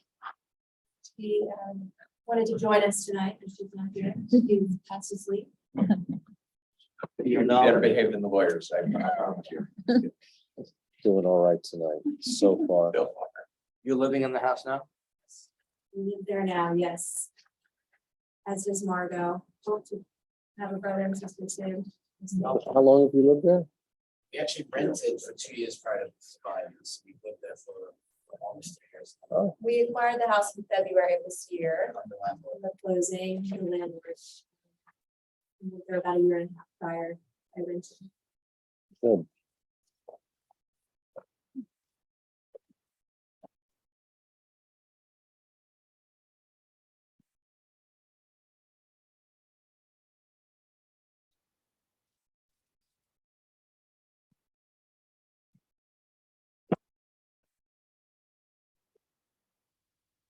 Why are you, the deck looks very deep. You've got two patios and a deck. Can you explain what that is? Since that's where the setback is, where you need your variance? Right, yeah. Right, And can you give me the dimensions of that deck? oh, yeah.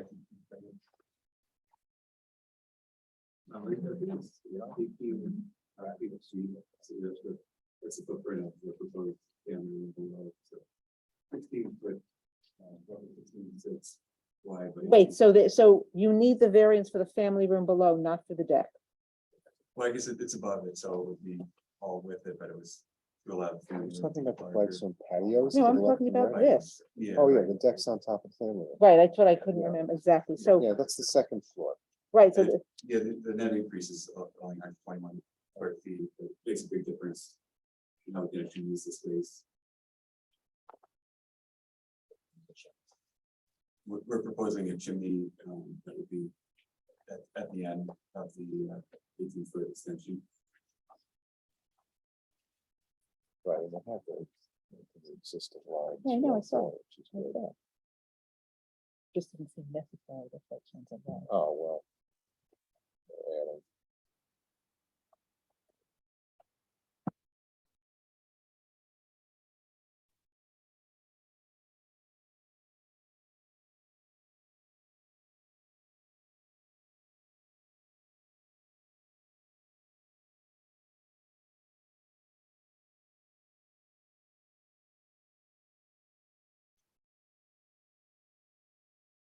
That chimney is purely, in a sense, decorative. It's not used to heat the room, correct? From a real practice, not a heater later. Not for practical. Okay.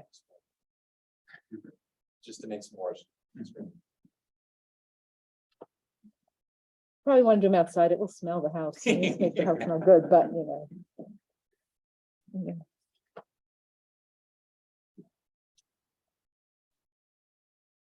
So no one lives back there, right? That's Beach Point Club back there. correct? Yes. Driveway and then the main. It's pretty well treated. Right, you've got Screen. Screenage, it's all screened.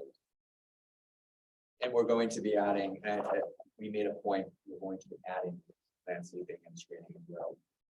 Not only in that area, but also along the property lines on the right of that side. Yeah, it's that side, we're proposing additional screening, and then there's a good amount of, for everybody listing on the north end. For that, there's green screen. Now, why do you, since I'm sorry, I missed it in the plan, so I'll ask you a bit simpler. The garage, are you expanding the garage? We are, yeah, right now it's a very thin garage, it's like the hard to get one car in there, and it's more used for storage right now. But I'm looking at the driveway and what I thought was the where you're going out with the garage, and the driveway is wider than the garage, correct? Right. Quite a few feet. Currently, we own an SUV that we park in the driveway, not into the garage, because it's too thin to fit Right. the SUV that we own. So the proposal was to expand by a few feet so that we could fit the vehicle. Well, no, I understand the garage. That's not my question. My question is, looks like your driveway is wider than your future garage. Correct, so that we can have a car parked on the right and then still have the car go into the garage without having to use the car. You see what I mean? How wide is Yeah, your, Park the car on the right there. I got it. How wide is your garage gonna be? It's currently a large bush, so there's a lot of greenery of a bush there that we would need to. Yeah, that's way essentially bigger we need than to an take the bush SUV. Down to expand the driveway. That's the proposal. So, oh, if Be you, two how cars, big though. is your garage gonna be? How wide? It's 16.3 Oh, is it and a half. 16? And actually, it's not part of the variance. It's, No, I understand, but the driveway is. So I'm trying to The coverage. understand, right, the lot coverage for the driveway. I realize you might reduce it by pervious, but you might not. So assuming that we have to grant a variance, I'm trying to understand why it's necessary. Why that additional, Essentially to fit more than one vehicle in the area. Because currently if you have a 16-foot garage, that's a lot bigger than a car. No car is 16 feet wide. We have a nanny to be able to have 3 cars at any given point, because we live on the street with the, you mentioned the condominiums, a lot of cars that park on the They street. park on the opposite side of the street on Fort. One of the concerns exactly was because the parking is scarce, someone's scarce on the street, we're trying to take the parking off the street, put it Okay. back on the driveway or in the garage. So that's a fair question. And Okay, but that was one of the things that we discussed is, well, you know, we could have the driveway accessible and practical use by the homeowner and their guests, but we also don't need to add exacerbating mitigation issues to make it pervious. Also, the interior dimensions of the garage are a little bit small. It's 14.11. But I guess that's also so they don't have to always pull a car out. You know, if you have one in the driveway, one in the garage. no, that's what it's for, so that they can park a lot more cars there. Yeah. No, I understand, that's what I was trying to find out. I remember the first year I was on the board and somebody had applied for a variance for a garage, first or second year, and they pointed out that the number of houses in the village of Mamaroneck that had a 1-car garage with a 1-car width driveway. And somebody was asking for a variance for the same, because, you know, there's a lot of, you know, so they didn't have the, you know, so, okay. Any other questions for you? Want to keep this open? We'll ask her if anybody has. Does anyone have any comments regarding this? Chair, may I ask whether or You not may. is there a preference by chair and members of zoning board, whether or not you would prefer pervious or impervious? Because again, we are willing to Pervious. do either. Yeah, Pervious. it's not even a question. Okay, I went so we're all on the same page. And we can also consult with the building department in terms of what is defined and deemed as. That way we make sure we are using the right material. That's up to you. Sure, okay, It's up to the experts. perfect. I have nothing else. Yeah, is there a motion to close on this? I'll second it. Robin, Yes. Greta? Yep. Brian? Yes. Okay, the hearing is closed. Thank you very much. Thank you for coming in. Thank you very much. Thank you. Thank you so much, everybody. Have a great night. Thank Good to be you. back Thank you. here. We have another hour. 15 minutes. Yeah. Go to that church. Okay, sorry. Rob. You have the minute- Have you looked at the minutes? Well, this says it's July 7th. I looked at the minutes for July 28th, which is the one that was posted. Okay. I had only one comment. It had an error in it about Brian. It said that Brian, something about the zoning board previously. I printed out and left it on my desk, so. Uh-huh. So So I- one of, we have to get those minutes. Okay, so we have. When did July that? That's the only one that I saw, so that's the one I looked at. When did that come out? We have July 28th right now. And that's the only one. No, Barbara's working backwards, so we're getting there. So July, if you can put up to July 28th minutes, which are the ones that were on Novus. And the first page.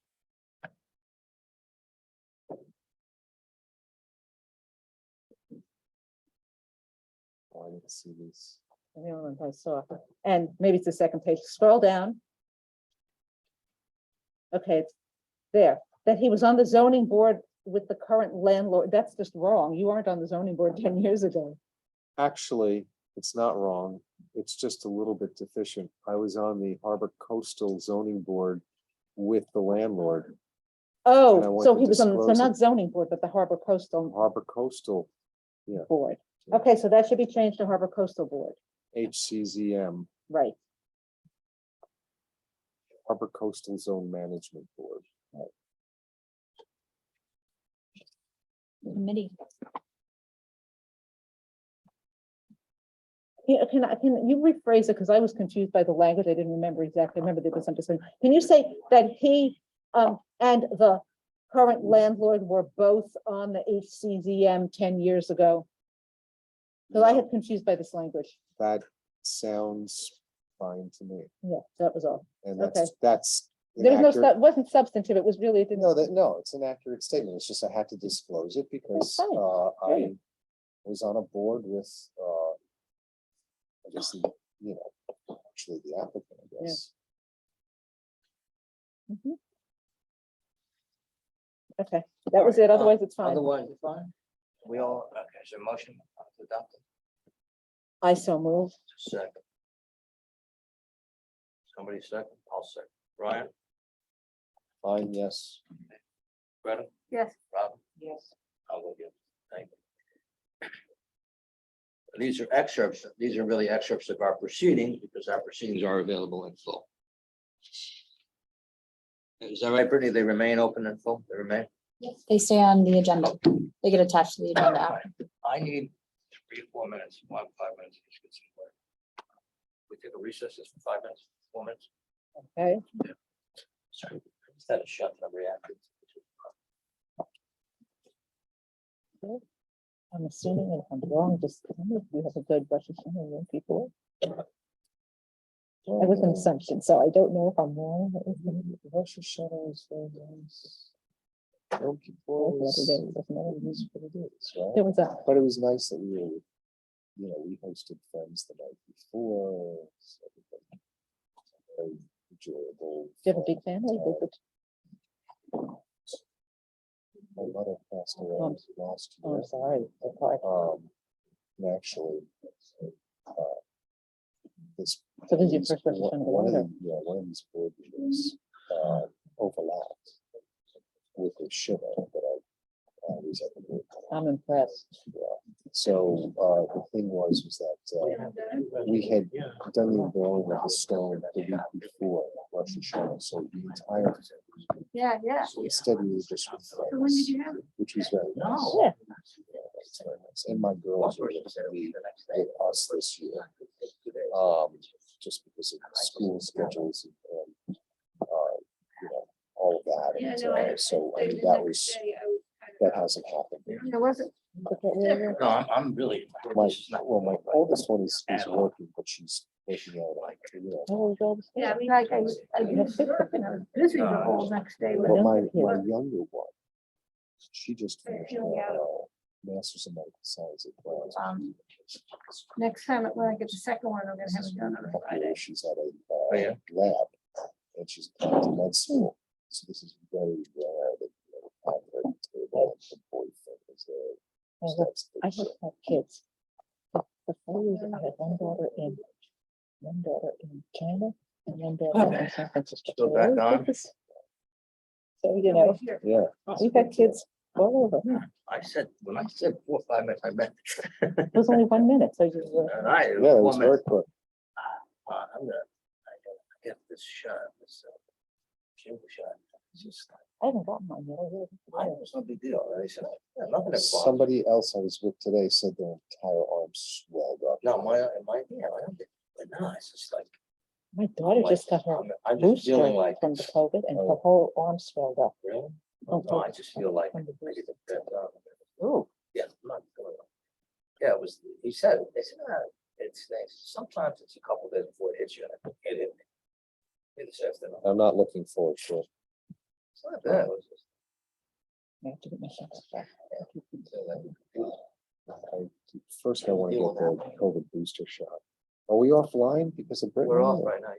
Yeah. My oldest daughter figured out this. You want to do the 2 resolutions that we have first? That would, I think that'd be more expeditious. Yeah. If we could do that. And I think that's the way the agenda originally was Yeah, worded. let's do this. It'd be better if we could just do that. Because they're just North Shore Farms, resolutions. yeah. Rob, did you get a chance to look at? No, I thought I wasn't gonna have a chance, and I didn't. Well, but Charlie said that he could go through them with us as But well. I would have to, But now I don't, now I can't find my notes, but I marked them up. Charlie, can you see us as well? You can. Hello, Charlie. Hello, I'm here. Can you see us is my question. I can see and hear everything. Amazing. It's Yeah. amazing. Man, On CTV one. Aye. Oh, Yes, no, that's good. yeah. Back on, and we're gonna take up two resolutions to discuss them. First is Nicholas Atapodia, North Shore Farms, 16 special permit 22.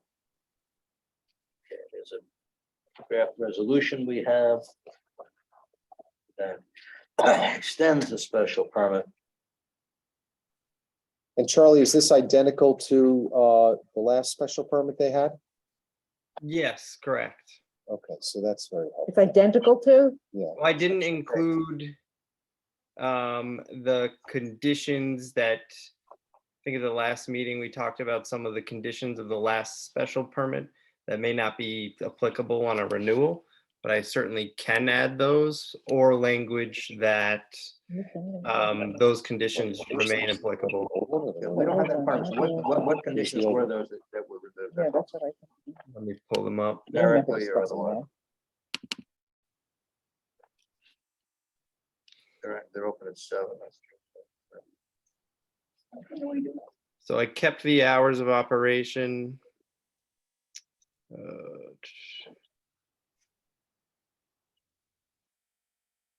It was only condition G, that there shall be compliance with the requirements for flood proofing of buildings and structures as set forth in the planning board's resolution, site plan approval for Right. the Amerenik Center project. Right. And what was That's the H? structural one. What was H? H was just that they have to observe the conditions. Oh, The standard. It was a condition to observe the conditions. Where did you have any comment? There's a typo on the very first line, Charlie. Okay, The applicant. Word applicant. Yeah. got it. Yeah, I had looked at this and made comments, but I don't know where they are now.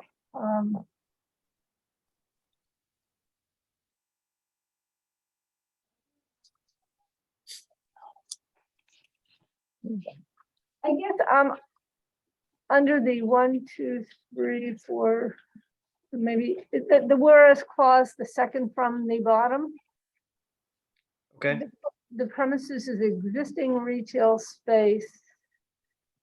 And then it is known as the Mamaroneck Center project. I think you maybe, I understand this is verbatim from the previous. But maybe together with the retail building at 18, 17, 19 is known as Mamaroneck Center project. okay.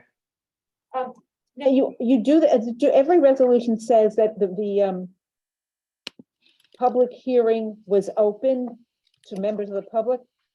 Please add, bless you, that there were no members of the public who spoke. I think otherwise we really have a hole in this thing, and please do that all Right. the time. Should always say there were members or there weren't. Yeah, actually, you brought that up at the last meeting, and the language I put in there was the language that you had suggested when no members speak, where it just says that allowing is that? members of the public to speak.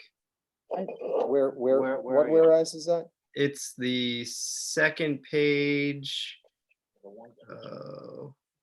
fourth whereas clause down. You know, that just says, whereas the public hearing was open, allowing members of the public to speak, and whereas the public hearing was closed. I definitely said that you needed to say who, something about that nobody spoke. Okay, Right. And that's the relevant part, that there were nobody who came. Or no public comments or something like that, No comment, no comment. public comments.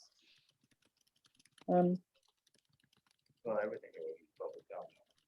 No members of the public made a comment. Is it correct? Okay. Okay, Anyone else have any questions on this? Is there a motion on this? I'll move to accept as revised. Two Does it- revisions. The does two this have a revisions, the term one- on it now? No. No, okay. So the two revisions are the one dealing with no comments and the other being the type of. Your second? Well, also Greta had called one other thing out. Oh, sure. What did I miss? Well, the Spelling error. the typo. The typo. Yeah. Just the That's what I typo? And then I thought you said oh, something here, about the also center. saying together is the best. Right, Yep, I got that. right. I just want to make a comment that I was not here during the September 8th meeting, but I did watch the recording.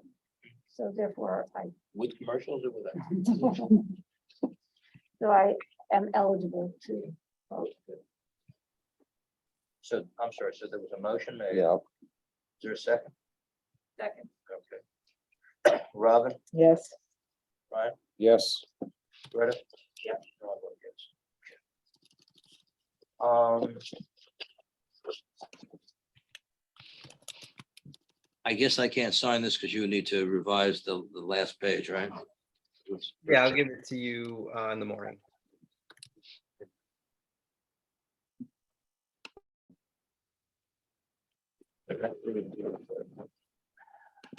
Anthony, Michelle and Alessa's Restaurant at 551 Halsted. Does the draft Alicius? resolution. How did I pronounce that? I did a terrible job. you did. Sorry, the applicant. Apologize.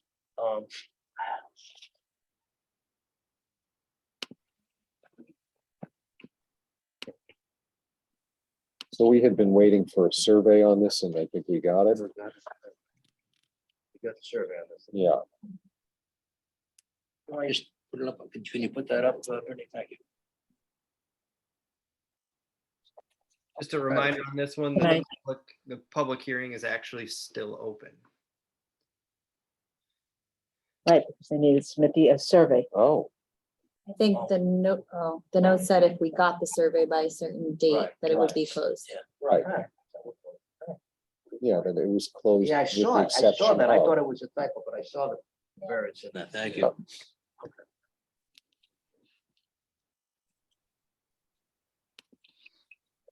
Charlie, are you saying that technically We the moved first thing we'll do is to move to close?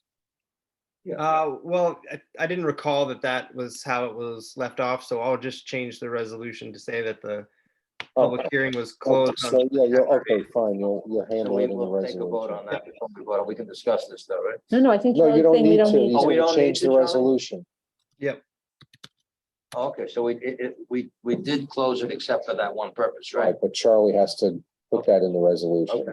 yeah, I'm changing that now. I had a question, Charlie, on number 2, under the under the resolve. Why did you mention that there were school-age children in the area? So that was language that we use typically when there's residences in the area. So there was a discussion of outdoor music. And so that's just language that we usually have in the resolutions when a restaurant or this type of use is kind of in a mixed use neighborhood. I'm assuming there's school age children in those homes, but it can certainly be struck. However that goes. Well, I think in terms of the noise issue, whether you're a child or an adult, you may not want intrusive noise into the late hours. I'm not sure it's that relevant. Yeah, that's a good point. I can just leave it at residences are located in the surrounding area. Exactly. The occupants are gonna change. Yeah, it had come up years ago with specific applications where there was a specific point about the fact that with children, I don't think it's necessary to say that where, we haven't really heard a specific point about children in the neighborhood. And even so, children get older.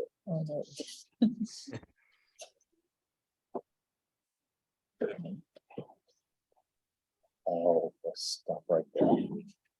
I'll also add language to the resolution that no one spoke at the public hearing. No one in the public spoke. Yes.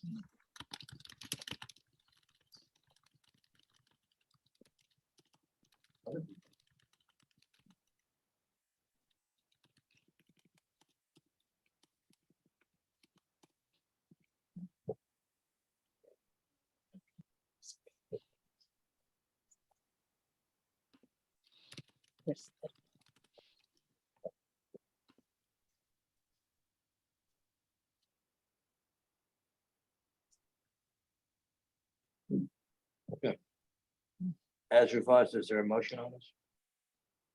I'll move. Is there a second? Robin? I'm abstaining. I did not have a chance to review it. Robin's abstaining. I'm saying yes. Greta? Yep. I'll vote yes. You'll get us a revised on that? Yep. Minute done. That's done. Make it so quickly.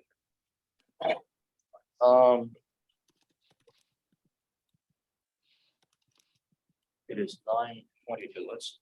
What I'd like to do is talk for a minute about 886 Oriana. Review this. Good luck. Start deliberations on it, or start commenting on it. I think that we got presented with a lot of issues here, a lot of cases. I've been reading them. And what I'm gonna suggest as a process to do this, is they put a lot of time into this, is that we should talk about the issues. Basically, the issues, as I see them, are standing, limitation period, and depending on the outcome of those, on the merits. So the discussions with the others can be based upon potential merits, but just as merits is presented, but not on our determination.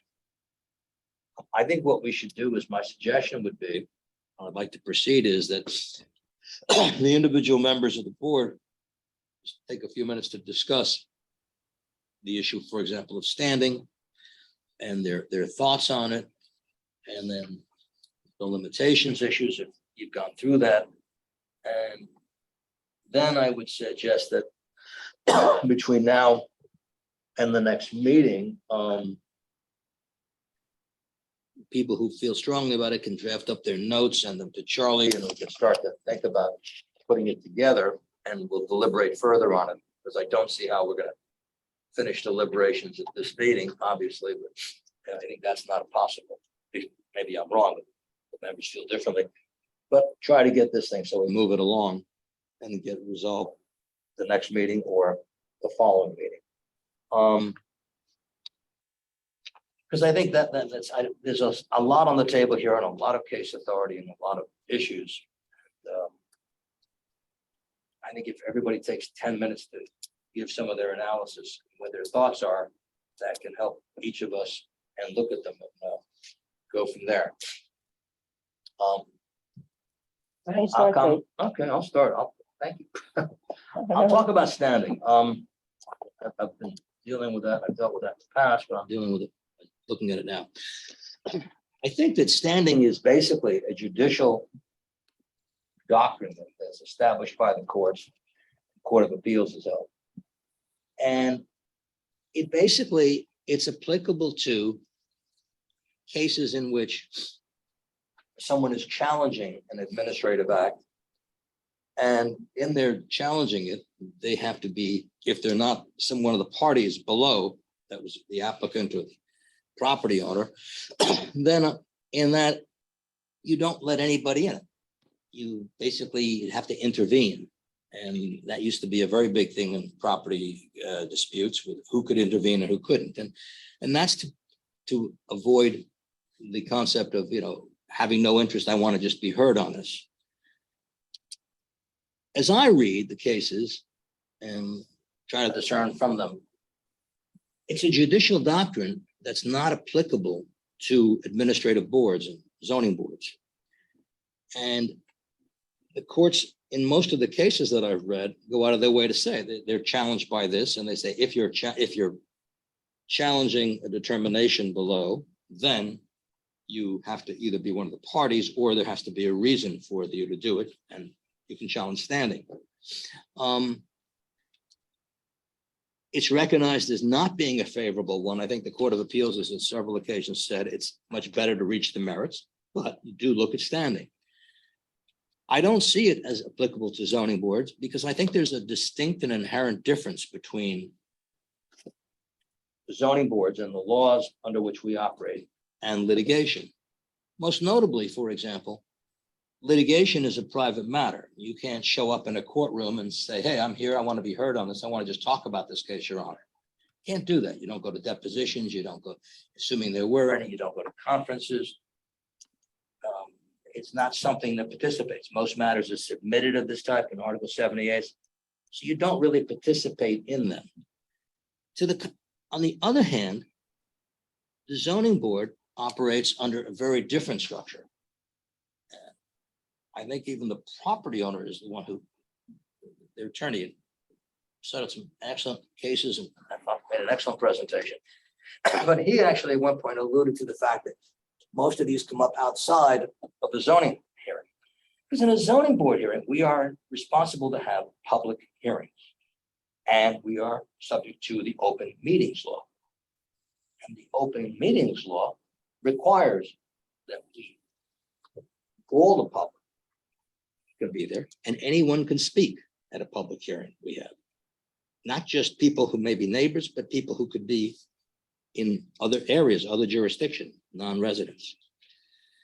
So there's a distinct difference because the concept, as I see it, and as I've read, of standing is not to let everybody get involved unless they're really involved. Whereas public hearings, we don't say, you can't speak, we don't want to listen to you because you're not there. So they're inherently different. There's a different philosophy. There's a whole different approach. And if you take a look, I took a look at the cases, and almost all the cases I read, one small exception, which they had no patience for, actually, they just sent it back on the merits. But all the cases will say, challenged by, I'm just trying to look at some of my notes here. A person aggrieved by this. When the immediate parties, this is a Court of Appeal says, when parties to an administrative are aggrieved, they can seek judicial review. So it's sort of like a funnel. As you start off with anybody can speak about something. And then if it's not resolved in your favor and you want to challenge it, that's when standing principles can go in. And Court of Appeals has said they're a matter of policy. They shouldn't be heavy-handed. I don't see it. I don't see how. I don't see any of the cases that have said, yes, standing applies. Standing applies to zoning boards and to planning boards. I think people have, in all the years I've been on a zoning board or attended zoning boards, people can speak, and it is an assumption there, and that's how you can do it. So I don't see them. I see them as inherently different. I think Scarsdale, there was one case in Westchester years ago where Scarsdale said they didn't want to hear it because of standing, and the judge said, no, it's going back for full merits, and you can kind of deal with everything that way because there was no procedure for that. And I guess the village wrote a letter to the judge and came out with a second opinion a matter of a month later and said the same thing again. We don't have a procedure that says you have to have standing. It's not part of this. And it is directly, I think if you start standing with us, then it really becomes, can you even come here? Can you speak? Inherent to the idea of a public hearing is that anybody can speak. And that's the way it's always been. I think what they're saying is once again, it's a judicial doctrine and it's considered a judicial doctrine. I have yet to find, and I will continue to try to see, maybe Charlie can find, I've never seen a case on saying a planning board or zone, well, I guess a zoning board has rejected something on that. So I don't see these as being compatible. I don't see it. It's a discretionary thing invoked by the courts. It's not favored, but it's recognized. Having done many interventions in the past, that was always a big issue. and the American Society of Plastics was one of the first cases they really dealt with Court of Appeals, but it was a CEQA case and limited the CEQA determinations because they wanted to narrow them down. You can also feel that once, and that's the way the procedures of this board have been for more than 25 years, to my knowledge.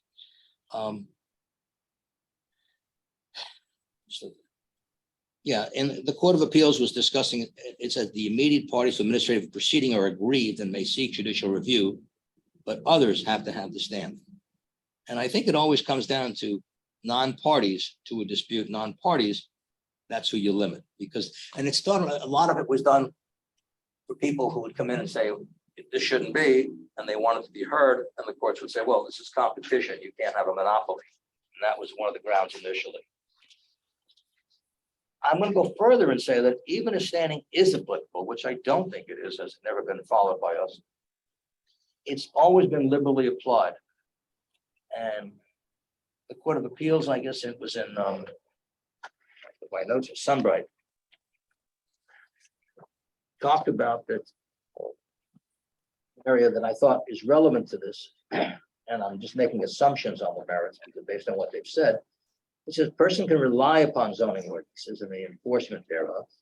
And if they don't enforce it, then somebody can challenge it in 78. They're aggrieved in some right.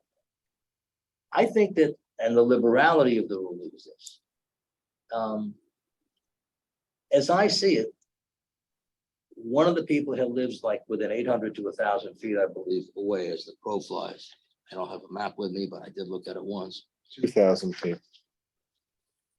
As the crow, yes, I looked. You look As the crow flies, 2,000. from where to where? From the petitioner's residence to the homeowner's residence. Okay. From McCrory, I guess. Yes. Oh, okay. All right, it's funny. I looked at it on Google Earth. Maybe I just didn't do it right. But in any event, as I see it, assuming arguendo, and I'm just making assumptions on the merits here. You have those two people living in the same district, and the word district comes up a lot in the same zoning district. And they claim to be impacted because they say they couldn't do what this person can do in the same district. And from what I read in the cases, their impact is in the district. They are impacted in that way. And I see it as, from what I've read, not being very articulate at this moment, which I don't feel well, but it's, as I see it, they have, assuming arguendo that standing is applicable, I think it's a little bit heavy in the sense that they have shown some impact to them personally. They're aggrieved because of their lack of use of property. If you follow the Court of Appeals language of the enforcement status, they're saying they weren't enforced with it was enforced with them, but not with others.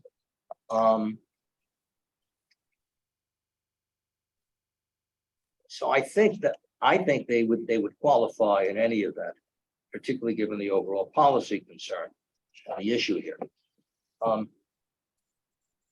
That's how I see the issue of standing. The issue of the limitations, I really haven't read all the cases, and I won't say confused. That's a complex issue because I think you go towards the actual permits that they got when they got them. And one of the points, this maybe connects to where I even think how relief is framed here, if it was appropriate, is that I believe the permits, and I don't have them with me, really didn't indicate anything other than there was some renovations being made, just some windows, I believe, maybe doors, I don't know. I saw it. So I don't know, because my guess, when I looked at that, I said, well, if I saw that, I wouldn't know what they were going to be doing except for windows in the side, but that's fine. It's a window issue, I suppose. I don't know. I haven't dealt with it. I think that's a large issue to deal with. Because that could be very problematic for the applicant or not. I don't know. I also see the issue here involved to some degree in res judicata and administrative res judicata. And I guess those are my two quick comments on standing, and then my brief comment on limitations. Still reading, but I do feel strongly from what I've read, I haven't made up my mind, is that I think that I think it's a judicial doctrine. I've just never seen a board say, no, you don't have standing to stand here, at least not on that. It's the opposite. It's absolutely, and more I think about it, I just want to reiterate it. It is the opposite, because it's the idea of being, come forward, everybody. This is like a community meeting. Come anybody. I have never, sometimes people will tell you where they live. Very frequently, someone will say, well, you know, I'm not really involved in this, but I want to just give you my 2 cents, and they go on about it. And, you know, if we're gonna proceed, so I mean, I'll put together some notes and minutes, maybe we can send them over to Charlie, or Charlie, can we circulate comments, we're not deliberating, but preliminary discussion points? Or do you do that for us? How does that work? So to the extent you want to seek legal advice, your communications to me are always appropriate. It would not be appropriate to have any sort of deliberations by email. Those would be subject to FOIL and should be made part of the record if that is to occur. What if we were doing this? What if, like, when you prepare your what if we took a couple of these points? Because I assume we're gonna sort of be, unlike just making simple findings, I think this is gonna have some writing, at least in the terms of before we get to the merits, or if we get to the merits.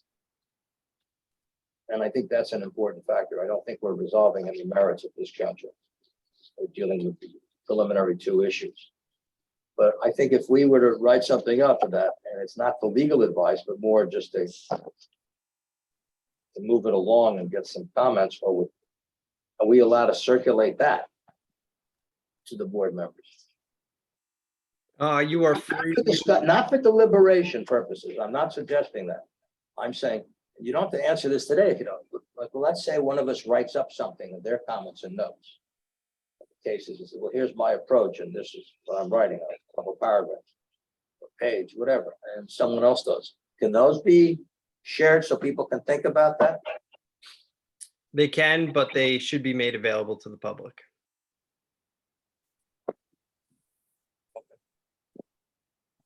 I should clarify that they must be made available to the public. They must be available because the deliberative process is at the heart of the open meetings law. Yep. And I can, I have some thoughts on your standing question. I can provide some legal context on that as well to the board members. Yeah, well, I think we should. I think you've certainly provided a lot. And I don't know what the other members think. I think we should first flush out where the board members feel they are. And then we can kind of grapple with that as appropriate. You know, is the sense of timing I have, because I can't quite see how this is going to get resolved by the next meeting. No, you have 62 days to make a determination, which can be waived and extended by the appellant. So we could request an extension of time for this board to make a decision if it doesn't feel as though it's ready to make a decision by the next meeting. I don't think so. I can't speak for others. I don't see, none of these are simple issues. I mean, I've tried to, maybe they will get simple. They tend to, after I read and after you make your initial notes. And Charlie, one of the things I just want to point out is one of my things when I talked about standing is the Court of Appeals, as well as a couple other courts, have always talked about judicial review requires the threshold standing, and they'll talk about that as opposed to the zoning board. I just see them as very incompatible. They're very different in my book right now. Where I go with this, I don't know. But anyway, that's my 3 cents. Who would like to go next? Let's see, Robin, why don't you? Sure. Well, I have a very different perspective. Okay. from my perspective, I think it's very clear that these applicants do not have standing to challenge. Now, I will note, I will say this at the beginning, that my thoughts on standing, and when I get to it, statute of limitations, which honestly I haven't finished reading, because to me, the standing answer was determinative and we didn't need to get to anything else, doesn't mean that I don't agree with the applicants on the substance. So I have some concern about the substance, but I don't think these applicants have the standing to raise it. And I will suggest it, and I will, give my discussion, starting with the provisions of the state law, section 712A. Sorry, I've got to read it. 5 says, unless otherwise provided by law, the jurisdiction of the Board of Appeals shall be appellate only and shall be limited to hearing and deciding appeals from any order, etc. Such appeal may be taken by any person aggrieved. So that your comment about standing isn't only in a judicial context, no, the person who is the applicant in whatever context has to be aggrieved. So then we get to the question of what does it mean to be aggrieved? Now, the courts have said that proximity in and of that members of the public are generally not considered aggrieved unless they have some specific agreement. They're going to be impacted by this decision. They're going to be affected by the decision, and that proximity can give a neighbor sort of implicit aggrievement. I do not think that 2,000 feet is sufficient or is close enough to be aggrieved. And from a substantive viewpoint, no matter what assuming we reach the substance of this, no matter what we decide, will not have any impact on the applicants.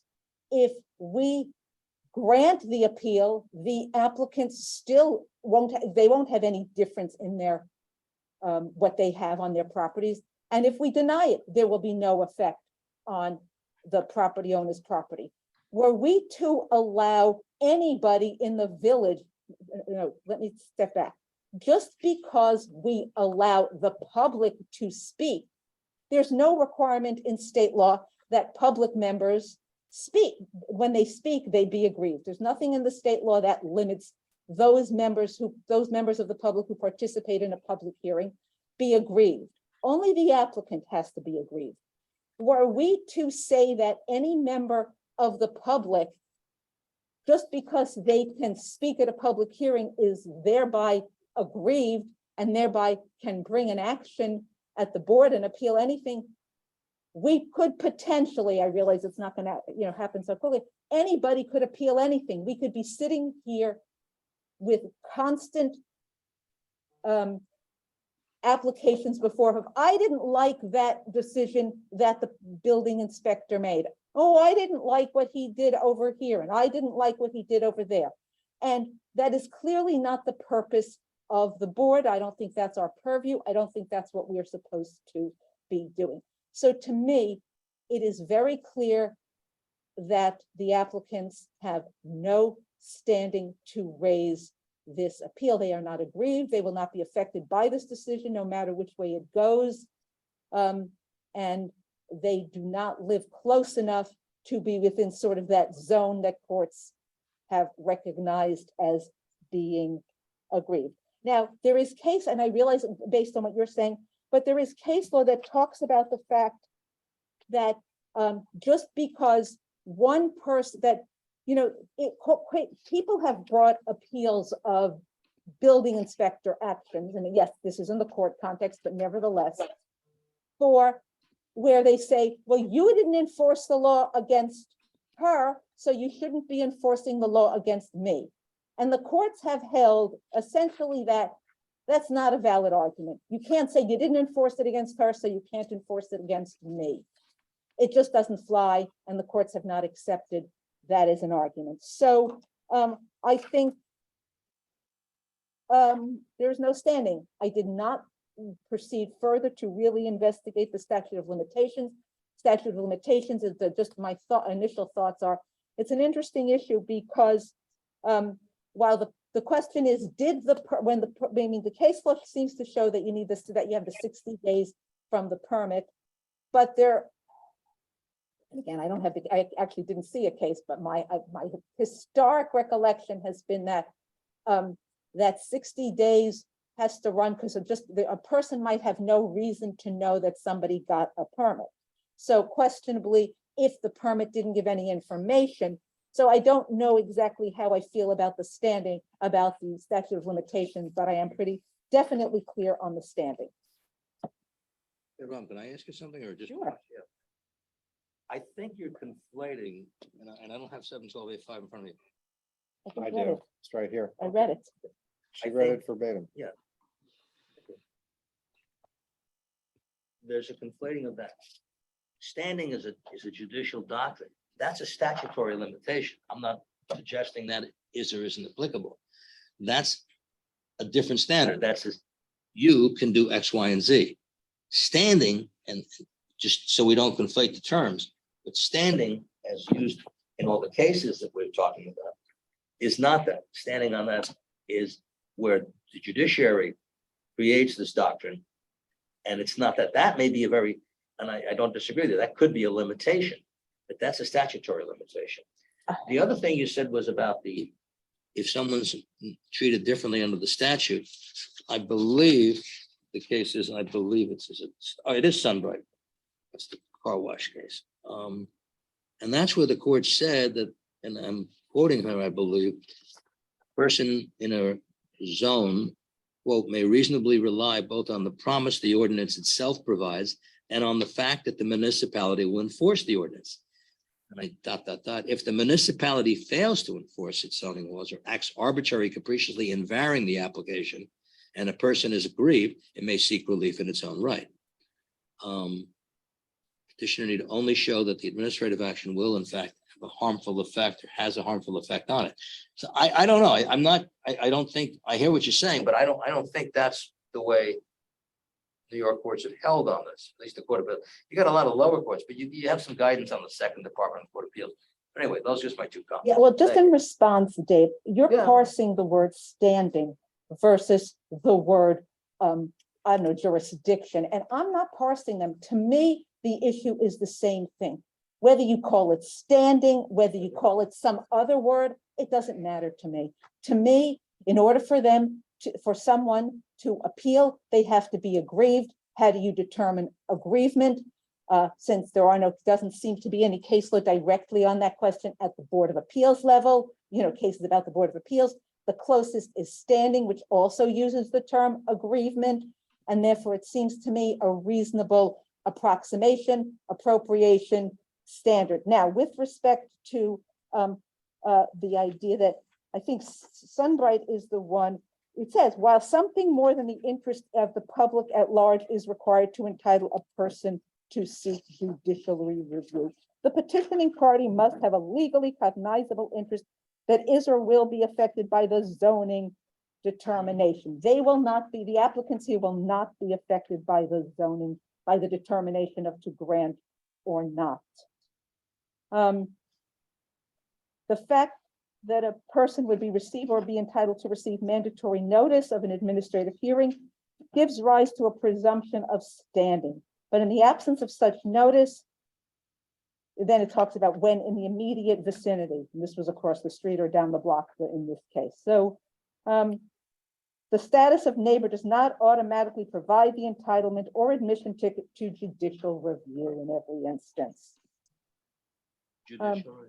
Well, fine, that's judicial review. I do not see that. To me, you're trying to parse a difference that really isn't there, and I don't see it. And I said what I said. I don't really have anything else to say about it. Can I Sure, start? go ahead. I too want to preface any comments with the fact that my comments have nothing to do with the substance of the issue. That is a completely different set of facts and issues. This is purely a technical, legal analysis.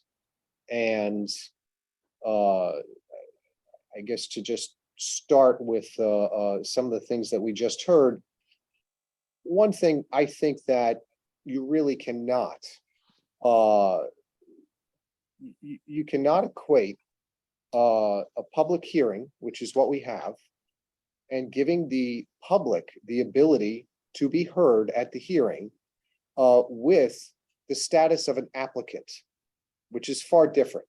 That is somebody who is, under all of the case law, aggrieved, and therefore has a recognizable interest in the matter in order to bring a petition to effect a ruling. I think it's far different than opening it up to public comment. And I just want to say that. I also want to say So could you try that again? I'm sorry, I didn't follow that, that's all. that when members of the public come, they can speak, but not every member of the public can go and file an appeal on every matter that there is, that they have to have a cognizable interest, which I'll get into with some of the case law. I think it's far different. You have to have, in my opinion, but also in the case law, they talk about it over and over again, standing in order to be a petitioner.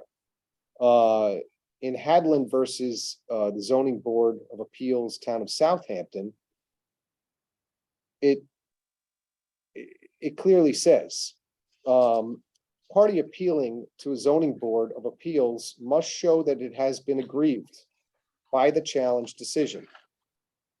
And the court upheld the zoning board's finding, that it was without jurisdiction to review an application where the applicant failed to demonstrate it had a legally cognizable interest in the application. What's the name of that case? I'm sorry. Hadlin versus H.A. HADLAND versus the Zoning Board of Appeals, Town of Southampton. I don't have the site, but I'm I have sure the it's within site. our material. You have The the site? site is 94 AD 3rd 1001 or 942 NYS 2nd 361. And also in many of these other cases, like Milch versus New York City, again, in order to demonstrate standing to challenge the actions of a respondent agency. And that's an agency, that's not the court. A No, I know, petition. but it's challenging the agency. Okay, well, challenging an agency, a petitioner must show that he or she has suffered an injury in fact, and that the injury falls within the zone of interest protected by the laws under the petitioner's claim of relief. And there's many other cases. Bloomberg versus Hill says an individual must be more than merely a resident of zoned property and a taxpayer in the municipality. The individual who lives, and in this case, it says, if somebody lives 1.5 miles away from the property in question, is too far removed from the issue to be aggrieved. So there, clearly, it's saying it can't be open to all. And this is case after case after case. But I want to just get to the heart of the matter for me. Can I interrupt you for 1 second? Go ahead. Yeah, I'm sorry. I want to double check. But those cases, including Bloomberg and the others, are where someone is challenging in court the determination of the ZBA. Bloomberg was an Article 78 from a ZBA determination. Hadlin I've never- Hadlin I don't know. upheld the zoning board's finding that it was without jurisdiction. That I haven't read it. That Well, I then, understand. That's why. okay, I'm so- talking. I will look at that. You look at that one. Of course. Listen, when it comes down to it, what we see in terms of being aggrieved is a list of harm. And I'm looking for, this is just, it's a tremendous amount of material. Let's see. Looking for the plaintiff court where the appellant was aggrieved. Well, there's a list of things that okay, here you go. So in Sunbright, the cognizable interest that is or will be affected by a zoning determination include, it's not completely inclusive, but things like depreciating value of the property, being a mortgagee of the subject premises, or an environmental injury. That environmental injury could be visual, traffic, parking, noise, air quality, light, effects of character. You know, the plaintiffs cannot, the petitioners cannot and have not been able to prove any of those. They haven't brought them up at all. To quote Petitioner McCrory in her memo of 7/15/22, and after being questioned many times, this was not added to. I have standing to raise this error because of the comparative unfavorable treatment of my property under the same zoning provision. And Mr. Teekert, in his memo, applicant Teekert, of July 15th, 22, my standing to bring this appeal results from being injured by the inconsistent application of the same provisions of the zoning code. I have standing to raise this error because of the comparative unfavorable treatment of my property. Now, the thing is that both of those properties were subject to review by the ZBA. And in those cases, you know, was not found to be arbitrary, capricious.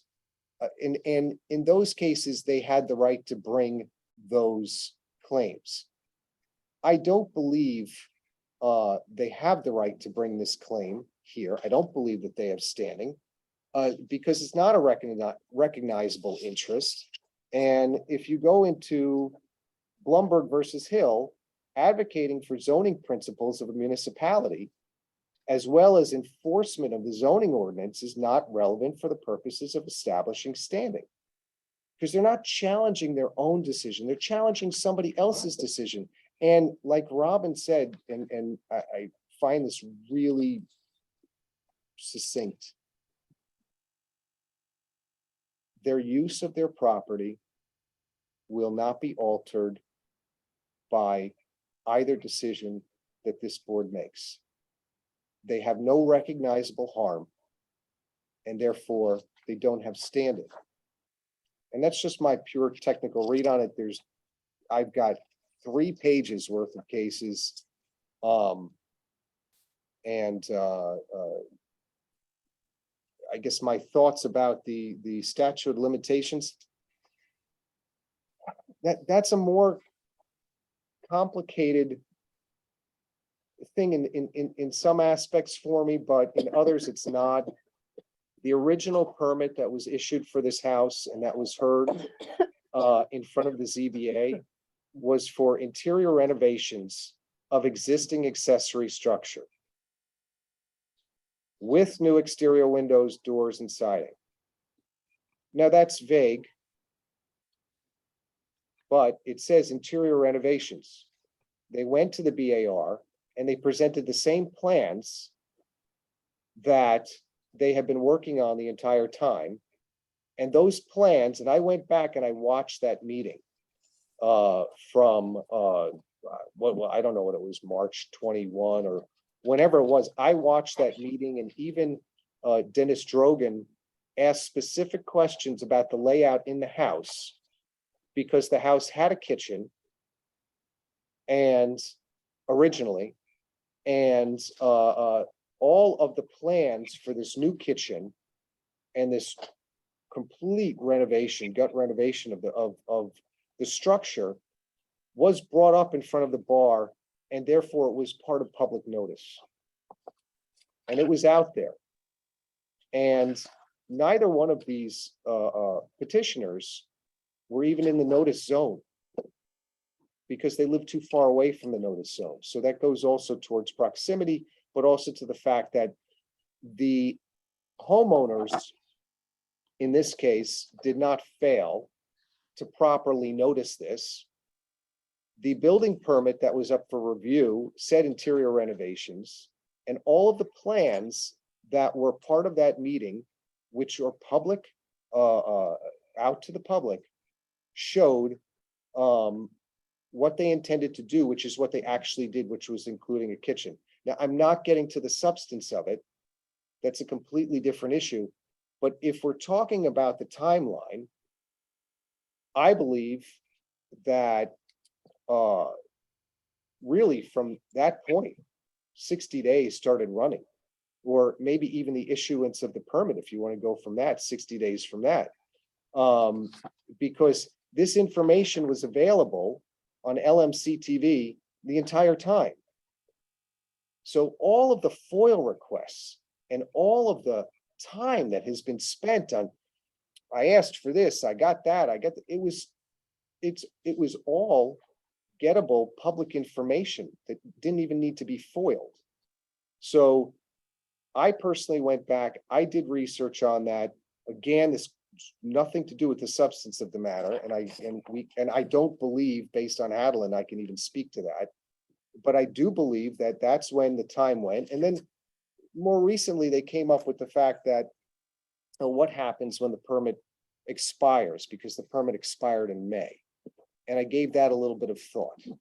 And my thought was that I believe this application for a hearing preceded the advent of that permit expiring in May.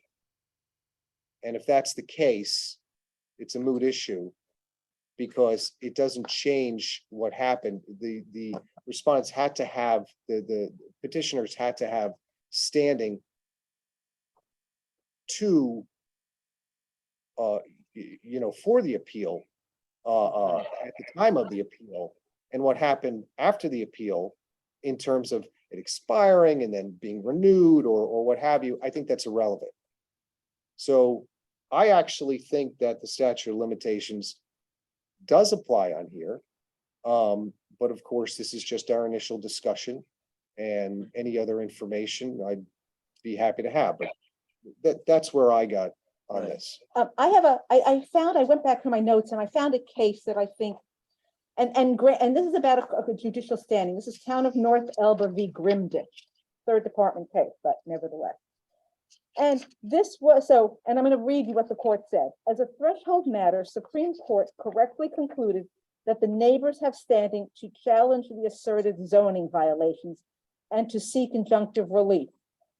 Although municipal officials are tasked with enforcing zoning ordinances within their boundaries, this does not prevent private property owners who suffer special damages from maintaining an action seeking to enjoin the continuance of the violation and obtain damages. So that, in a sense, is what the applicants here are doing. They are seeking to enjoin the continuance of what they allege is a violation. But the court specifically says who suffers special damages. And the court goes on to say, to establish standing to maintain a private common law action to enjoin zoning violations, which is essentially what the applicant is doing here. A private plaintiff must establish that due to the defendant's activities, he or she will sustain special damages that are different in kind and degree from the community generally, and that the asserted interests fall within the zone of interest to be protected. Here, I don't think there's any question that everybody, even though these two applicants may have specifically applied, everybody else who lives in the village who may wish to add another unit to their property is the same. And therefore, there is no difference. These applicants have not suffered special damages that are different in kind and degree from the community generally. And that's also in Fund for Great Lake George versus Town of Queensbury. Special damages different in kind and degree than the community generally. Yeah, and this was specifically about, What's the name of that case? in the one I just read, Town of North Elba v. Grimditch, spelled exactly like it sounds. Okay. 2015. Do you want this? Do you want Yeah, the site? please. 13 NYS 2nd 601. 13 away, that's second. 601. And that was the case where the applicants, that was done in the court, but it was what the applicants are trying to say here. The applicants here are essentially saying, you, building inspector, didn't comply with the law. And therefore, we have a right to challenge. And this court is saying, no, just because they didn't comply with the law, you don't have a right to challenge that action unless you have special damages. And I don't believe that the applicants here established any such special damages, going to, again, aggrievement. And Dave, the other special damages is Fund for Lake George, Inc. versus Town of Queensbury Zoning Board of Appeals. And the sites in our materials, I wasn't able to copy it all. That, that's where you had an engineer, not, non-resident. So factually, it really wasn't that really. Right, this case was, however, this Grimditch case was neighbors.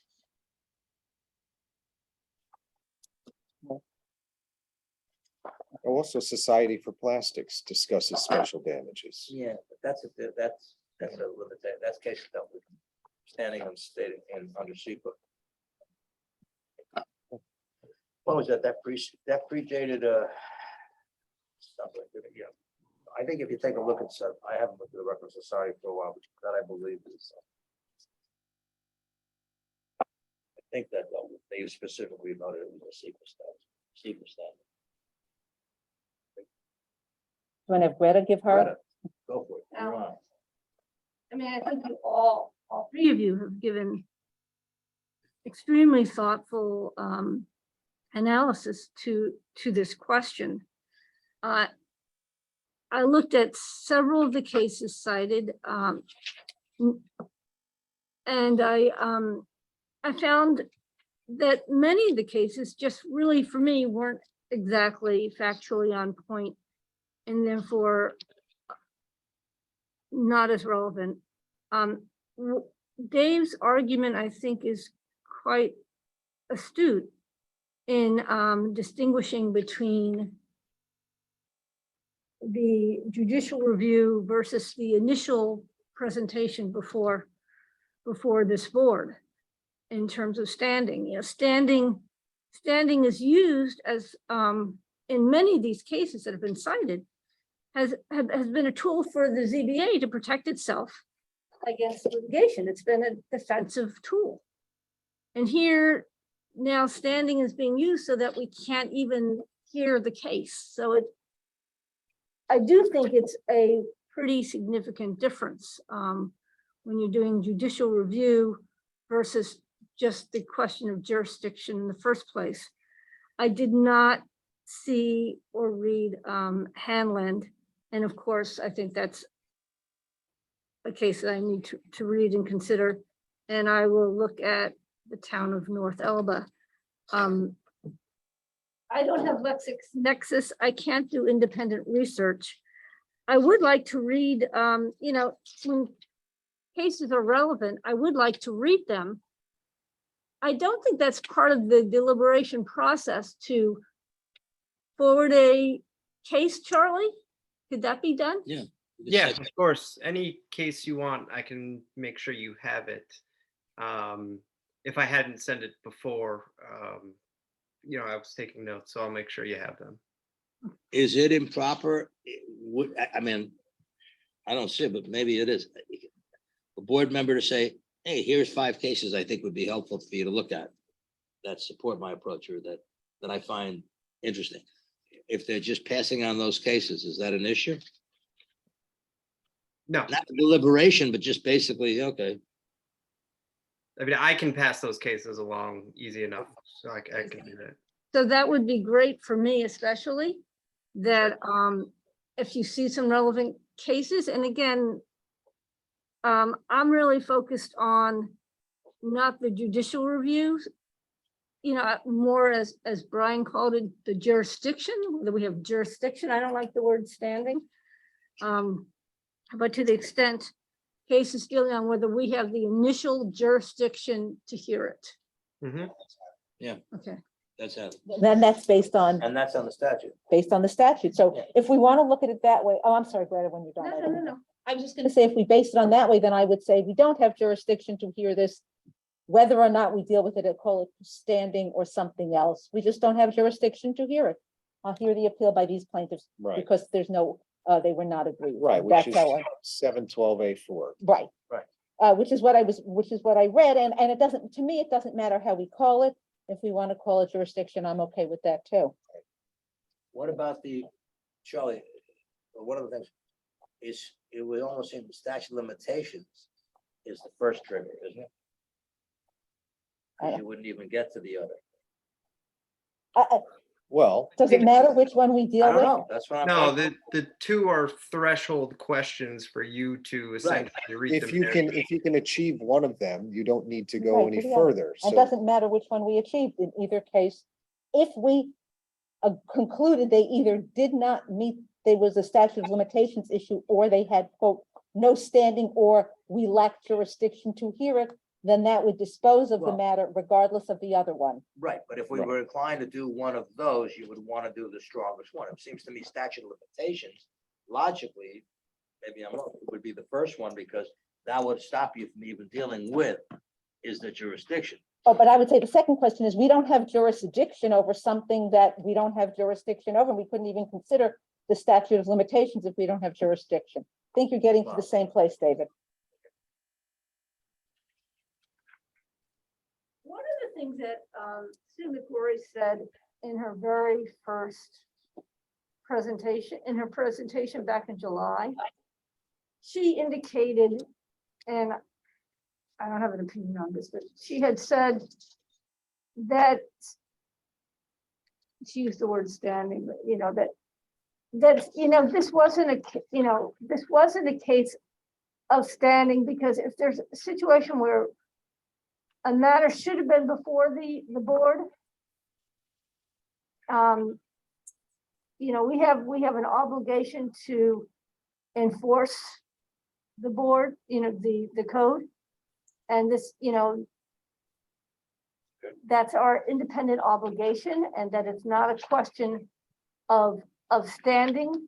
Do you recall her discussing that? It was never explored. I do, Yeah. she did say something about that, and that was sort of what I was reading about the case, the Grimditch, the case I read, which went to that question. But I agree, I mean, the board does have an independent right to say, hey, building inspector, you screwed up, right? We could raise, I think, under the statute, we can raise something if we think the building inspector hasn't done what he or she is. How would you do that? I don't know the answer to that question, honestly. But I that's why I said I'm not getting to the substance here, Right. because it's it's a question as to substance is totally separate from the standing / jurisdiction and or statute of limitations. right, and I don't question. think that would be brought up in this case. We're trying to determine whether or not this petition should have legs, should go somewhere. So, so we have to make a decision based on that, not on what actually happened. That would be an independent thing. But standing is more entwined. It's intertwined with the fact. I know, but we keep going Whereas back and statute of forth limitations is jurisdiction. not. I understand, but Yeah. that's still intertwined. But there's another question. So let's say we're the independent policing agency. Well, then you start to get into the theory of latches and how long has this gone on? And did we have to challenge this within 60 days, just like any other person would? Because the homeowners have to rely on the fact that they got a permit and they're spending money and they're doing things. So, let's say we were this independent agency, do we have a time limit in which to do it? And would they also then have the ability to come against us having relied on a permit for a year and a half or 2 years? And now we're all. What If I may just interject, you might want to have me look into that. I do remember Ms. McCrory saying that. And I don't believe this board is an independent enforcement agency. I think that's wrong. I just pulled out the because I went to the law, and 7712B, permitted action by Board of Appeals, orders, requirements, decisions, interpretations, determinations, the title. The Board of Appeals may reverse or affirm wholly or partly, or may modify the order, requirement, decision, interpretation appealed from. So Right. there has to be an It appeal has to be, for us so that's the to. jurisdiction. Right, This there has board to- only has original jurisdiction over special use permits. Right, everything else is relevant to an appeal. So that's what I wanted to check. The other thing is. You know, even if you found standing, you found that it was standing and you didn't find it, I mean, I don't, it's really, isn't it really the use of the permit as opposed to? The building inspector commented, this is only relevant to the extent that it goes backwards into the other. Building inspector commented that this was just not an independent second dwelling. He said it was accessory and had to be used by the main house. That goes to the substance, Dave, unless we want to get into the Well, no, it substance. doesn't. Well, it says No. existing accessory structure carriage house. And the nomenclature changed, I think a few times, but again, it doesn't change the fact that the drawings were brought up in a public hearing and Well, I out there for understand. everybody to see. I don't, I just to be clear on that, maybe, I don't think, maybe Charlie will look at that, I don't think that notice on your comes about through. I don't have to become and go and follow this person around. I have to rely upon filing. That's what, it's a filing.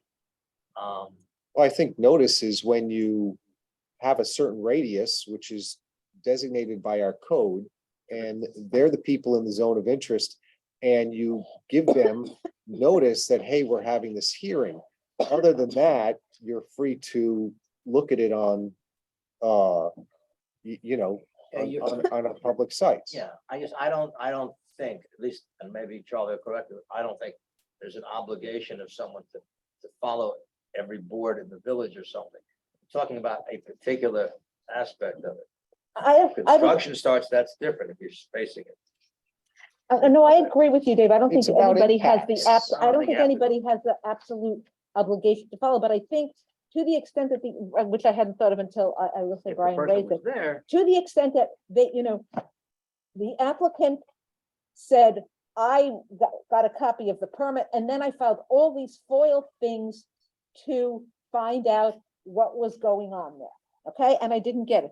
But the applicant, at that point, if the applicant could have simply looked at the minutes of another administrative agency, they would have found it either. And so I'm not sure at that point, if they're filing FOIL requests, they certainly could have gone onto the village website and found out when the BAR heard the application, which they would have known it had to hear because of all the, Well, but how it's much right, it- it's right on the permit. Oh. It says BRI, bar approval, yeah, I 3/18/21. understand. I don't think So I there's an think that- obligation. but I only don't- in the, Whatever. Yeah, Check okay. that out. on the- so this is where we are and, I thought this was. So Charlie, will you send me the cases that Brian and Robin? Yeah, can you send me those too as well? Yep. The two cases, I guess. And listen, I have more, I just didn't Yeah, I need have to others too, go I didn't. through them, and there were more in the case law, so if you want, Greta, I could, you have to send it to Charlie. well, no, Charlie, I could, I You mean, can send, can't you most- send sites? So most of the cases that I heard this evening were in my one of my emails. I think probably the first one that this matter arose. Yeah, I couldn't find that original email, Charlie. Charlie, did you cite too, because I have a case here that I wrote down, I didn't bring it printed out, and a matter of Youngworth v. Ramapo. I'll check. I'll have to go back. It was a couple Yeah, months. because that was, I don't remember now the date. I think it was, it was all to the same purpose, and that's the Yeah. and second department one from 2012, so you might look that one and Okay. see. Again, I don't exactly remember, I just know I have and it in my Charlie, notes. I'll give you two more that just came up when I was working on this. I mentioned one, so that should definitely be included. Milch versus New York City Department of Finance. Index number 158153, 2021. And matter of Dairy Lake Coop. That's DAIRYLEA. Coop, COOP versus Walkley, WALKLEY. Matter of Waiter versus Young. That's in, I don't know, I guess the index is 0004210 2007. Third department, I think. If you want, if that's not clear, you can always email me and I'll. No, those cases, they sound familiar. So, when I did my first email to this group, I think I just included kind of the main cases. And then if you key cite those cases, you Right. get all the other ones. Right, So I'll make sure to Exactly. synthesize them all. Yeah, one other question, if you could you get us something on administrative res judicata? Because if the board made determinations in the past.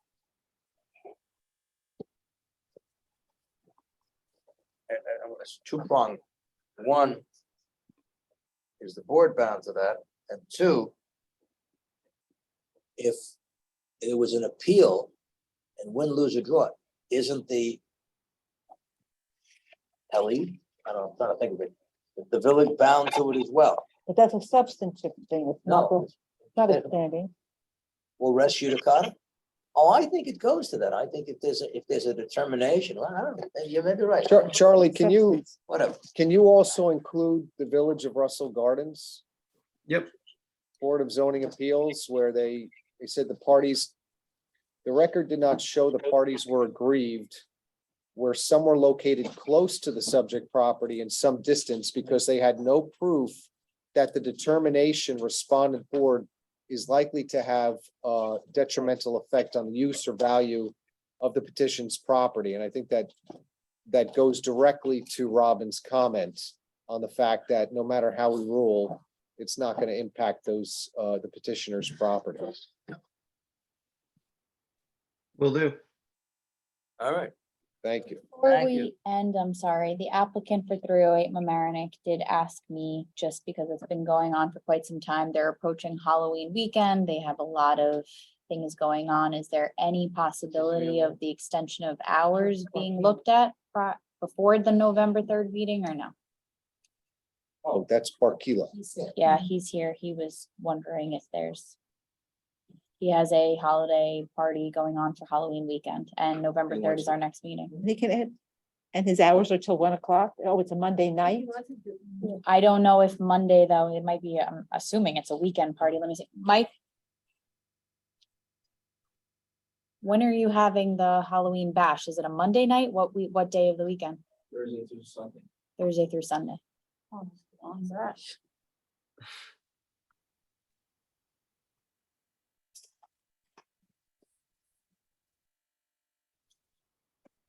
I mean, we need a whole resolution on that. Yeah. I mean, sorry to cut you guys off. I mean, with all due respect, I was honestly, I was under the impression that it was gonna get awarded tonight because this has been like going on for a while. And, I did lose out on the cabaret too, so it's been about 3-4 months. So I just want to get back on. I just want to point out one thing, because somebody's commented here, there's a comment, just so we're clear on the record, about this being delayed in this. I don't believe this board delayed this matter. No, for a the moment, information wasn't provided because it was still pending Because to you had get, other pending matters going. that wasn't, I completely understand the circumstance. We really do, but we didn't have any information. Last meeting was the board members were in there, so we couldn't get it. Well, there were 3 of us. We could have No, we voted could've- by 3 Could have of done us. anything we want. But we didn't have the clearance from the Today you violation. just got that. Yeah, the clearance. violations were still open at the last meeting. The SLA, it went through. That was And they're the technically whole still open thing until all November along. 15th? Aren't they still open until they're paid? The violations are closed, but the SLA issue is. Yeah, so the violations. All right, Well, it's gonna get paid. Right, but the last Not gonna time, risk to losing out on the liquor license. well, you're still open. The question is just that you don't get the longer hours. It's not like you're closed. No. It'll be different. It might be different if, Let's not- this was a new thing, but it's not. And the hours are not Shelley, substantially should be different. talking about this, should we? Oh, She is acting probably on not. it.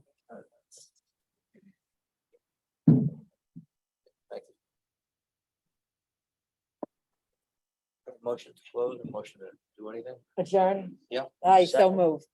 I'll move All right, out the door. everyone in favor, leave. All in favor? Aye. Yes. Take care, everyone. Thank Thank you. you. Have a nice ride.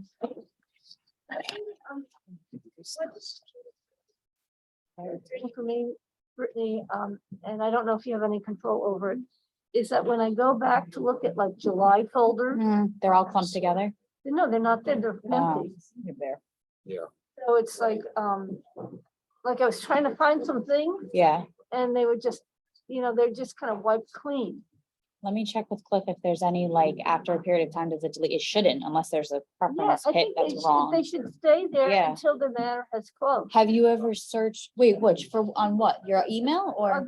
This is the ARK. Oh, AKRF is not a holding tank. Novus is. AKRF is not anything to do with us. It's AKRF, the consultant planner. We use their program. They're allowing us to utilize it, but it's not anything to do with the village. That wipes it clean. Why do they wipe it They out? don't, because in order to their memory, they have to get rid of things. Everybody uses it. So Novus and the links that I put like this will forever be there. So if you go to any date of an application, these will remain, like this is all from I July. don't get this, because I have Okay, to say, yeah. the village website is so user I unfriendly. have to tell you, I think everyone's been doing it wrong. That's why, because this works this way. So if you go to the main village website, right? Mhm, If you go to agendas and minutes, okay, this button, minutes and agendas for board of trustees and land use, okay, it will bring up tonight and the most recent coming. okay. So anything, so tonight zoning board of appeals, if I click this, not this downloads like 1,000 pages. Okay. The white one, the little pages brings you to the agenda I did, Uh-huh. and everything is then on here. So when you click the address, everything for 572 Van Rance is labeled. From the beginning of dated time. From the beginning of time. So this is August, September, Okay. October. So everyone, I think what they've been doing is doing this, Yeah. I think download so. agenda, and it's dozens and dozens of pages. Bye, Frank, I'll see you tomorrow.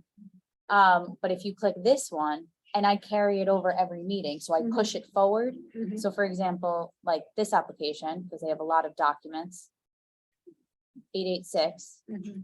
goes on for July's, you can see the upload date, August, yeah. A lot of documents. It's been nonstop, nonstop. So, it carries everything. So Okay. AKRF will never hold everything, but this will. And if you go to the most recent agenda, you can go back too. You can go back to anything, but anything you want to see, like July's are here. They're on Well, today's. that's good to, then that's. Yeah. helpful, because it was- AKRF, we don't use because of the fact of, it's not our program. It's just when I started, Ashley said that was kind of like the easiest way that